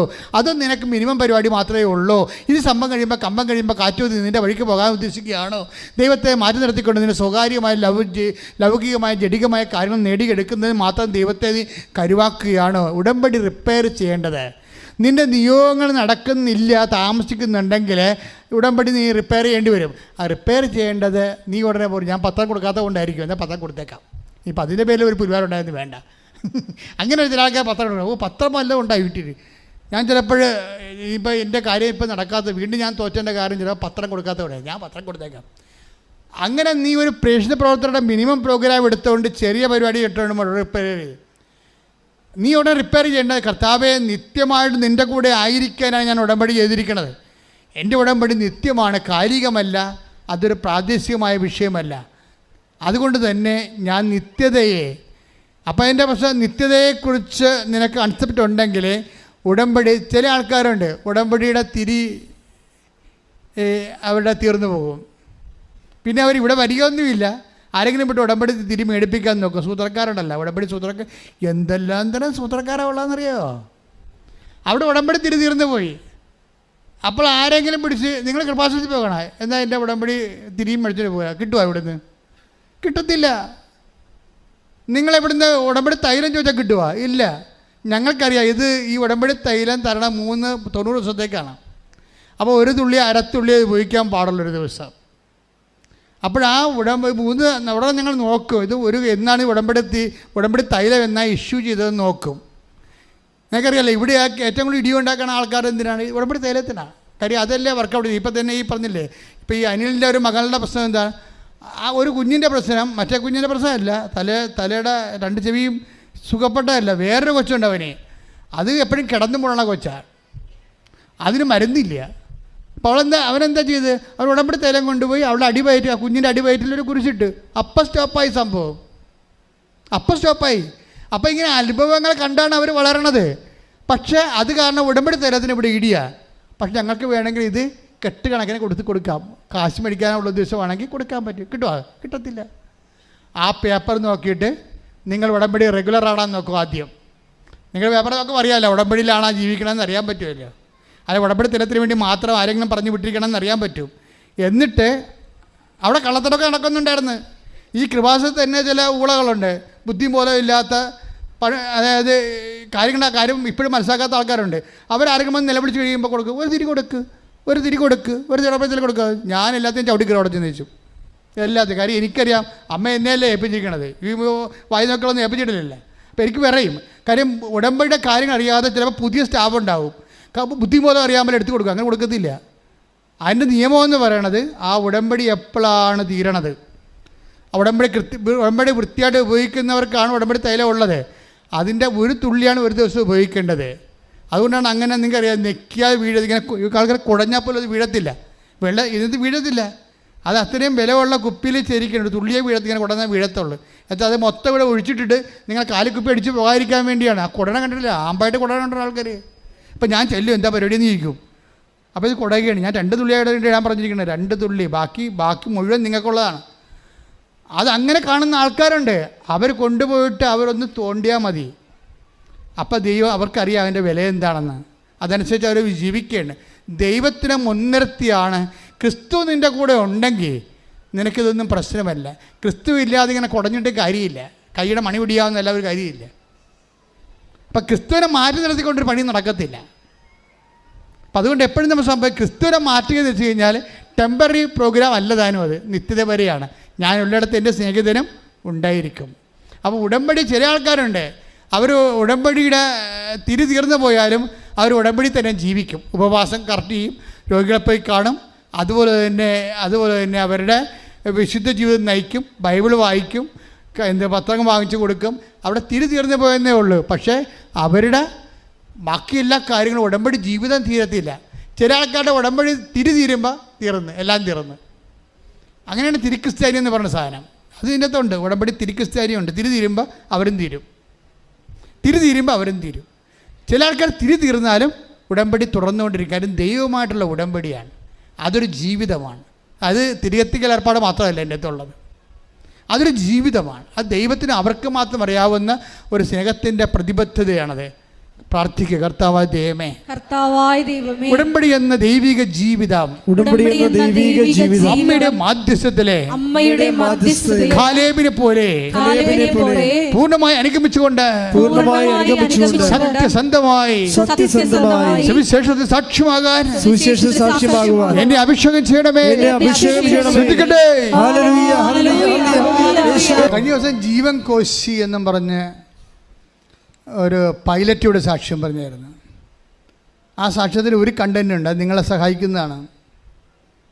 ജീവൻ കോശി 2016 പൈലറ്റിങ്ങിന് വിമാനം ഓടിക്കാൻ വേണ്ടി പഠിക്കാൻ പോയതാണ് സൗത്ത് ആഫ്രിക്കയിൽ. അയാൾ 3 കൊല്ലം പഠിച്ചു. അപ്പം നല്ല പൈലറ്റായിട്ട് 2019 പൈലറ്റായി. അപ്പോൾ ഈ ജീവൻ കോശിക്ക് പത്തനംതിട്ടക്കാരനാണ്. എത്ര വയസ്സുണ്ട്? 21 വയസ്സുണ്ട്. 21 വയസ്സിൽ മനുഷ്യൻ പൈലറ്റായി. പക്ഷെ വിമാനം പറപ്പിക്കാൻ പറ്റണില്ല. എന്താ കാര്യം? അതിന് ഇന്ത്യൻ ലൈസൻസ്. സൗത്ത് ആഫ്രിക്ക പഠിച്ചതല്ലേ. സൗത്ത് ആഫ്രിക്ക പഠിക്കണമെങ്കിൽ പഠിച്ചെങ്കിൽ 15 ദിവസത്തെ എന്തോ പറപ്പിക്കൽ ഇവിടെ പറപ്പിക്കണം ഇന്ത്യൻ വിമാനത്തിൽ. ഇന്ത്യയിൽ വേറെ പരീക്ഷ ഉണ്ട്. എയറോനോട്ടിക് എഞ്ചിനീയറിങ്ങിൻ്റെ വേറെ പരീക്ഷ ഇന്ത്യയിലുണ്ട്. നിങ്ങൾ ഏത് ലോകത്ത് എവിടെ പോയി ഫ്ലൈയിങ് പഠിച്ചാലും നമ്മുടെ രാജ്യത്തിന് ടെസ്റ്റുകളുണ്ട്. പക്ഷെ അത് എഴുതാൻ പറ്റണില്ല പുള്ളിക്ക്. പുള്ളി കോളറൊക്കെ കയറ്റി നല്ല മിടുക്കനായിട്ട് വന്നതാണ്. 21ാമത്തെ വയസ്സിൽ പൈലറ്റായിട്ട് വന്നതാണ്. പുള്ളിയെപ്പോലെ 21ാമത്തെ വയസ്സിൽ പൈലറ്റായ ആൾക്കാർ കുറവാണ്, വളരെ വിരലെണ്ണാനുള്ളത്. ഈ വിരലെണ്ണാനുള്ളതെന്ന് പറയുമ്പോൾ എന്താ പറയുന്നത്, അഹങ്കാരം കൂടി പുള്ളിക്ക്. അത് കാരണം പറപ്പിക്കാൻ പറ്റണില്ല. ഇന്ത്യൻ പരീക്ഷയെല്ലാം തോറ്റു പോവുകയാണ്. അവൻ്റെ അമ്മ പറഞ്ഞ് മാതാവിൻ്റെ അടുത്ത് വാന്ന് പറഞ്ഞ്. അപ്പോൾ അവൻ പറഞ്ഞ് നിങ്ങളെ കൊണ്ടൊന്ന് ആക്കാൻ ഞാൻ കയറത്തില്ലെന്ന് പറഞ്ഞു. കാരണം ബുദ്ധിപരമായിട്ട് ആലോചിച്ചിട്ട് ഇതൊന്നും ശരിയല്ലെന്ന് തോന്നണമെന്നും. എന്തൊരു ബുദ്ധി! 21 വയസ്സാണ്, ഇത് ടാലി ആകണില്ല പുള്ളിക്ക്. എന്താ സംഭവം എന്ന് വെച്ച് കഴിഞ്ഞാൽ ഇതെങ്ങനെയാണ് ദൈവം, അപ്പം ദാറ്റ് മീൻസ് ദൈവത്തെക്കുറിച്ചുള്ള കൺസെപ്റ്റ് വരെ ഭയങ്കര ഡാമേജ് ആയിരിക്കുമേ. ഇപ്പം നമ്മളിങ്ങനെയൊക്കെ ഓരോ കാര്യങ്ങൾ ചെയ്യുമ്പോൾ ദൈവം ഇങ്ങനെ ഓരോരുത്തരുടെയും കാര്യങ്ങൾ എണ്ണിയിട്ട് ദൈവം വല്ല കമ്പ്യൂട്ടറും വെച്ചിട്ടുണ്ടായി ഇതൊക്കെ നോക്കാൻ വേണ്ടി. ആരാണ് ഉടമ്പടി എടുത്തത്, ആരാണ് ഉടമ്പടി എടുക്കാത്തത്, ആരാണ് അതിന് കാര്യം എടുക്കാൻ വേണ്ടി. ഇങ്ങനെയൊക്കെ ഈ ബുദ്ധിക്കോമരങ്ങൾ കുറേ കാര്യങ്ങൾ ഇങ്ങനെ ചിന്തിച്ച് കാട് കയറും. അഹങ്കാരം പെയ്തിട്ടാണേ. ഉടമ്പടിക്ക് വേണ്ടത് എളിമയാണ് വേണ്ടത്, നിങ്ങളുടെ ബുദ്ധിയും. ഇപ്പോൾ കഴിഞ്ഞ ദിവസങ്ങളിൽ ഒരു മഹാനായ മനുഷ്യൻ കേരളത്തിലെ മതഗ്രന്ഥങ്ങളെക്കുറിച്ച് പറയുകയാണ്. അത് പറയണത് ഇതാണ്: 1500 കൊല്ലം മുമ്പൊക്കെ എഴുതിയ പുസ്തകങ്ങളല്ലേ അന്നത്തെ മനുഷ്യൻ്റെ ബുദ്ധിയല്ലേ എന്ന്. പുള്ളി ഏതോ മതത്തെ ഉദ്ദേശിച്ചിട്ട് പറഞ്ഞതാണ്. പക്ഷേ പുള്ളി മതത്തെക്കുറിച്ചാണ് പറയണത്. മതഗ്രന്ഥങ്ങളെല്ലാം ബുദ്ധിയില്ലാത്തൊരു എഴുതിയാണെന്നാണ് പുള്ളി പറയണത്. അപ്പോൾ യവൻ്റെ ബുദ്ധി എന്നുണ്ടായതാണ്? നിങ്ങൾക്കെപ്പോഴും മനസ്സിലാക്കേണ്ട വിഷയം എന്ന് വെച്ചാൽ, ഞാനിപ്പോൾ ബൈബിൾ വായിക്കാൻ തുടങ്ങിയിട്ട് ഏതാണ്ട് 75 തൊട്ടാണ് ഞാൻ ബൈബിൾ വായിക്കാൻ തുടങ്ങിയത്. 75, 25, 2000, ഇപ്പോൾ എത്ര 2023, 1043 കൊല്ലമായി. 1043 കൊല്ലമായിട്ട് ഞാൻ ഈ പൗലോസ് അപ്പോസ്തലൻ്റെ പുസ്തകം വായിക്കുമ്പോൾ ഇരുന്ന് നിലവിളിക്കും. എന്താ കാര്യം? ഈ 2000 കൊല്ലം കഴിഞ്ഞാലും ഏത് ബുദ്ധിരാക്ഷസം വന്നാലും ഇത് പറയാൻ പാടാണെന്ന്. അത്രയ്ക്ക് അഭിഷേകമാണ്. അവിടെ ചോക്കാണെന്ന് എഴുതുന്നത്. നമ്മൾ വെറും പൗലോസ് അപ്പോസ്തലൻ വെറും ചോക്കാണ്. ആരാണ് എഴുതണത്? പരിശുദ്ധാത്മാവാണ് എഴുതണത്. നിത്യരക്ഷയെക്കുറിച്ചുള്ള ദൈവികമായ രഹസ്യങ്ങളാണ്. ലോകസ്ഥാപനം മുതലുണ്ടായിട്ടുള്ള രഹസ്യങ്ങളെ വെളിപ്പെടുത്തുന്ന ദൈവത്തിൻ്റെ വചനത്തിൻ്റെ ജ്ഞാനങ്ങൾ, ലോകത്തിൻ്റെ ബുദ്ധിമാന്മാരെ അവിടെ കുടിലതന്ത്രങ്ങൾ തന്നെ അവൻ കുടുക്കുമെന്ന് കർത്താവിൻ്റെ വചനത്തിലുണ്ട്. ബുദ്ധി അല്ല ഉപയോഗിക്കണം. ബുദ്ധി വരും ഒരു പട്ടിയുടെ ബുദ്ധിയെ മനുഷ്യൻ ശരിക്കും പറഞ്ഞ ചില സമയത്തേ ഉള്ളൂ. അത്രയേ ഉള്ളൂ. യവൻ എന്താ ദൈവത്തെ അളക്കാൻ പോണത്? അപ്പം നമുക്ക് പെട്ടെന്ന് തോന്നും നമ്മൾ ആരോ ആണെന്ന്. ഇപ്പോൾ കോളേജിലൊക്കെ ഞങ്ങൾ പഠിക്കുന്ന കാലത്ത് അവിടുത്തെ ചില പ്രൊഫസർമാർ വന്നിട്ട് കെമിസ്ട്രിയൊക്കെ പഠിപ്പിക്കുമ്പോൾ അവരോട് പറയും, ഞാൻ ആർട്സ് സ്റ്റുഡൻ്റാണ്. അപ്പോൾ കെമിസ്ട്രി സ്റ്റുഡൻറ്റിലൊക്കെ ഒരു അധ്യാപനുണ്ട്, എപ്പോഴും ദൈവത്തിനെതിരെ സംസാരിക്കത്തുള്ളൂ. അപ്പോൾ അയാൾ എന്ത് കേമനാണ്, പിള്ളേരുടെ മുമ്പിൽ അയാൾ കേമനായിട്ട് പറയണം. ആ പെലിച്ചാഴിക്ക് വല്ലതറിയാവോ? ദൈവത്തെ കണ്ടു ഒരു സ്വർഗസ്ഥനായ പിതാവ് മനസ്സമാധാനം ചെല്ലാൻ കഴിയാത്തവൻ പിന്നെ എന്തിനാണ് ദൈവത്തെക്കുറിച്ച് പറയണത്? ഒരു നന്മ തെളിഞ്ഞ മറിയം ദൈവസ്നേഹത്തോട് ചെല്ലാൻ കഴിയാത്തവനെ, അതിനുള്ള ബുദ്ധിയും ബോധവും ഇല്ലാത്തവന്മാർ എന്തിനാണ് ദൈവം ഇല്ല ഉണ്ടാന്ന് പറയണത്? നീ കാണുകയോ കേൾക്കുകയോ പ്രാർത്ഥിക്കുകയോ ചെയ്തിട്ടുണ്ടോ? നിങ്ങൾക്ക് അനുഭവജ്ഞാനമില്ലാത്ത വിഷയത്തെക്കുറിച്ച് നിങ്ങൾ എന്തിനാണ് ഒരു ബോധമില്ലാത്ത ആൾക്കാരോട് സംസാരിക്കണത്? അതെല്ലാം ഇഡിയറ്റുകളാണ്. എന്താ കാര്യം? അവർ വലിയ കേമന്മാരാണെന്ന് മറ്റുള്ളവർ ധരിപ്പിച്ചിട്ട് ആളാകാൻ നോക്കുകയാണ്. ഇങ്ങനെയുള്ള ആളാകന്മാർ എന്തുമാത്രം ആൾക്കാരുടെ വിശ്വാസത്തെ നശിപ്പിച്ചിട്ടുണ്ടെന്നറിയാവോ? ഇതിനാണ് സാത്താൻ അവിടെ കൂടെ കൊണ്ടുവന്ന് വിതച്ചെന്ന് പറയണത്. പ്രഭോ നമ്മൾ നല്ല വിത്തല്ലേ വിതച്ചത്, പിന്നെ കളകളെങ്ങനെ ഉണ്ടായി എന്ന് ചോദിക്കുമ്പോൾ എന്താ പറയണത്? അത് ശത്രു ചെയ്ത പണിയാണെന്ന്. ശത്രു ചെയ്തപ്പോൾ നിരീശ്വരന്മാരിലൂടെയും പ്രവർത്തിക്കാൻ സാധ്യതയുണ്ട്. അതുകൊണ്ട് ദൈവത്തെക്കുറിച്ച് സംസാരിക്കുന്ന വിഷയം അറിയാൻ പാടില്ലാത്തവന്മാരും പ്രാർത്ഥിക്കാത്തവന്മാരിൽ നിന്നും ദൈവത്തെക്കുറിച്ച് കേൾക്കാൻ നമുക്ക് ബാധ്യതയില്ല. ശ്രുതികട്ടെ ഹല്ലേലൂയ. 14 എടുത്ത് 5:4 ഗലാത്യർ 5:4 ശ്രുതികട്ടെ ഹല്ലേലൂയ. ഗലാത്യ 5:4 നിയമത്തിലാണ് നിങ്ങൾ നീതീകരിക്കപ്പെടുന്നത് എന്ന് കരുതുന്നെങ്കിൽ ക്രിസ്തുവിനോടുള്ള നിങ്ങളുടെ ബന്ധം വിച്ഛേദിക്കപ്പെട്ടിരിക്കുന്നു, കൃപാവരത്തിൽ നിന്ന് നിങ്ങൾ വീണു പോവുകയും ചെയ്തിരിക്കുന്നു. കൃപാവരത്തിൽ നിന്ന് വീണു പോകാനുള്ള സാധ്യതയുണ്ട്. നമ്മൾ ഉടമ്പടിയിൽ ഒരു കൃപാവരമാണ് ഇതിലാണ് നിങ്ങൾ ജീവിക്കുന്നത്. ഇത് നിങ്ങളിങ്ങനെ നിയമം അനുസരിച്ച് ഇവിടുത്തെ ഉടമ്പടി നിബന്ധനകളും നിയമങ്ങളും കൃത്യമായിട്ട് കർക്കശമായിട്ട് പാലിക്കുന്നതിലാണ് ഉടമ്പടി ഇരിക്കണമെന്ന് വെച്ചാൽ നിങ്ങൾ കൃപാവരത്തിൽ നിന്ന് വീണു പോകും. മറിച്ച് ക്രിസ്തുവിനുള്ള നിങ്ങളുടെ വ്യക്തിപരമായ സ്നേഹത്തിൽ നിന്നാണ്. നിയമങ്ങളില്ലെങ്കിലും ക്രിസ്തുവുമായി നിങ്ങൾക്കുള്ള നിരന്തരമായ വ്യക്തിപരമായ സ്നേഹത്തിലാണ് ഉടമ്പടിയുടെ ലക്ഷ്യവും ഉടമ്പടി നിലനിൽക്കുന്നത്. ചില ആൾക്കാർ നിബന്ധനകളെയൊക്കെ പാലിക്കുന്ന പേടിച്ചാണ്. ചില അക്രൈസ്തവരൊക്കെ ചെന്ന് ഓഫീസിൽ ചോദിക്കും, അയ്യോ ഞങ്ങളെ ഇന്നലെ തിരികെട്ടുപോയി, ഒരു ദിവസം പ്രാർത്ഥിച്ചില്ല, വല്ല കുഴപ്പമുണ്ടാവുക. അതിൻ്റെ അർത്ഥം എന്താണ്? നിബന്ധനകൾ നിങ്ങൾ പേടിക്കുന്നു എന്നതിൻ്റെ അർത്ഥം. അതിൻ്റെ മറുപടിയാണ് ഇപ്പോൾ ഈശോ പറഞ്ഞിരിക്കണത്. ഒന്ന് വായിച്ചേ, ശ്രുതികട്ടെ. ഹല്ലേലൂയ. നിയമത്തിലാണ് നിങ്ങൾ നീതീകരിക്കപ്പെടുന്നത് എന്ന് കരുതുന്നെങ്കിൽ, നിയമത്തിലാണ്, നിബന്ധനകളിലാണ്, നിയമപൂർവ്വം പാലിക്കുന്നതിലാണ് നിങ്ങൾ നീതീകരിക്കപ്പെടുന്നു എന്ന് കരുതുന്നെങ്കിൽ ക്രിസ്തുവിനോടുള്ള നിങ്ങളുടെയും ബന്ധം വിച്ഛേദിക്കപ്പെട്ടിരിക്കുന്നു. Praise the Lord.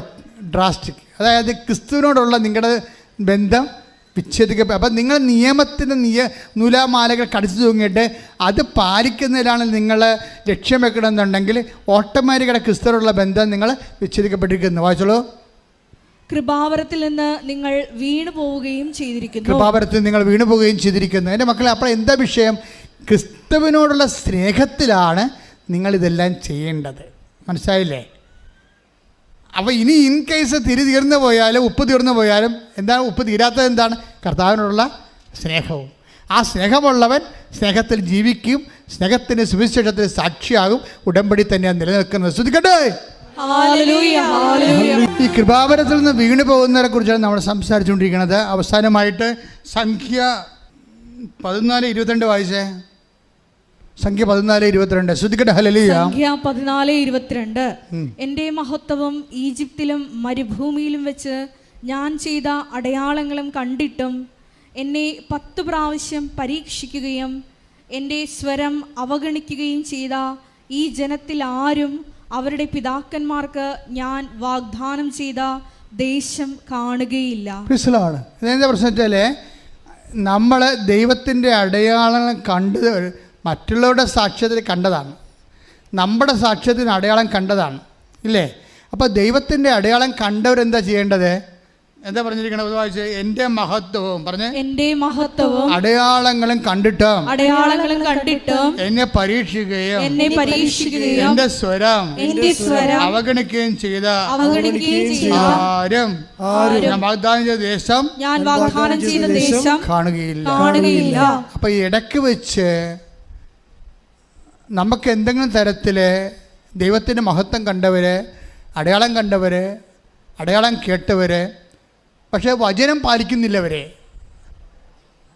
അവരിങ്ങനെ സാക്ഷ്യം പറഞ്ഞിട്ടുണ്ട്, പക്ഷെ വചനം അവർ പാലിക്കണില്ല, ദൈവത്തിൻ്റെ സ്വരം കേൾക്കുന്നില്ല, അതിനുള്ള എളിമ അവർക്കില്ല. അമ്മ എങ്ങനെയാണ് ഗർഭിണിയായത്? ഈശോയെ ഇതാ കർത്താവിൻ്റെ ദാസി എന്ന് പറഞ്ഞ് എളിമപ്പെട്ടിട്ടാണ് വചനം കേട്ടത്. വചനം കേൾക്കണമെങ്കിൽ ആദ്യം വേണ്ടത് എളിമയാണ്. അപ്പോൾ തന്നെ പൈലറ്റ് പറയണത്, എനിക്ക് അഹങ്കാരമായിരുന്നു, 21 വയസ്സിൽ തന്നെ ഞാൻ പൈലറ്റ് ആയല്ലോ, എല്ലാവരേക്കാൾ കേമനാണെന്ന് എനിക്ക് തോന്നിയായിരുന്നു. പിന്നെ എനിക്ക് മനസ്സിലായി ദൈവത്തിൻ്റെ മുമ്പിൽ എളിമപ്പെടാതെ എനിക്ക് ഇന്ത്യൻ പരീക്ഷ എഴുതിയാൽ ഞാൻ ജയിക്കത്തില്ലെന്ന്. അപ്പം ഞാൻ തന്നെ വന്ന് ഉടമ്പടി എടുത്തു. അതാ പ്രശ്നം. അമ്മയെ കൊണ്ടല്ല, ഞാൻ തന്നെ വന്ന് ഉടമ്പടി എടുത്തു. ഞാൻ തന്നെ വന്ന് ഉടമ്പടി എടുത്തിട്ട് ഞാൻ തന്നെ അതെല്ലാം പാലിച്ചു. ഞാൻ തന്നെ പത്രങ്ങളെല്ലാം കൊണ്ടുപോയി കൊടുത്തു. എനിക്ക് മനസ്സിലായി അഹങ്കാരമാണ് ദൈവം പ്രവർത്തിക്കാത്തതിൻ്റെ പ്രധാനപ്പെട്ട കാരണമെന്ന്. അപ്പോൾ ഞാൻ എളിമപ്പെട്ടു. അപ്പോൾ ഞാൻ ഇന്ത്യയുടെ പരീക്ഷ എഴുതി 15 മണിക്കൂർ ഞാൻ പറപ്പിച്ചു, ഞാൻ ജയിച്ചു വന്നു. ശ്രദ്ധിക്കട്ടെ. ഹല്ലേലൂയ. ഇപ്പം നിങ്ങൾക്ക് മനസ്സിലായല്ലേ? ദൈവത്തിൻ്റെ വചനങ്ങൾ പാലിക്കണമെങ്കിൽ നമുക്ക് എന്താ വേണ്ടത്? എളിമ വേണം. അത് ഞാൻ വലിയ കേമനാണ്, ഞാൻ തറവാടിയാണ്, ഞാൻ ബുദ്ധിയുള്ളവനാണ്, വിദ്യാഭ്യാസമുള്ളവനാണ്, ഞാനിങ്ങനെ ഭയങ്കര സർവീസുള്ള ആൾക്കാരാണ്, ഞാനൊക്കെ ഇങ്ങനെ വന്ന് ഇവിടെയൊക്കെ നിന്ന് കഴിഞ്ഞാൽ ആൾക്കാരെന്ത് വിചാരിക്കും എന്നൊക്കെ വിചാരിച്ചുകൊണ്ട് ചില ആൾക്കാരൊക്കെ ഭാര്യയെ കൊണ്ട് ഉടമ്പിടിപ്പിക്കും. എന്നിട്ട് പുള്ളിക്കാരൻ വണ്ടിയൊക്കെ തന്നെ ഇരിക്കും. ആ ഇരിപ്പ് തലവാതിരോഗ്യപ്പോൾ അവിടെ ഇരിക്കുകയുള്ളൂ, ഇയാൾ രക്ഷപ്പെടത്തില്ല.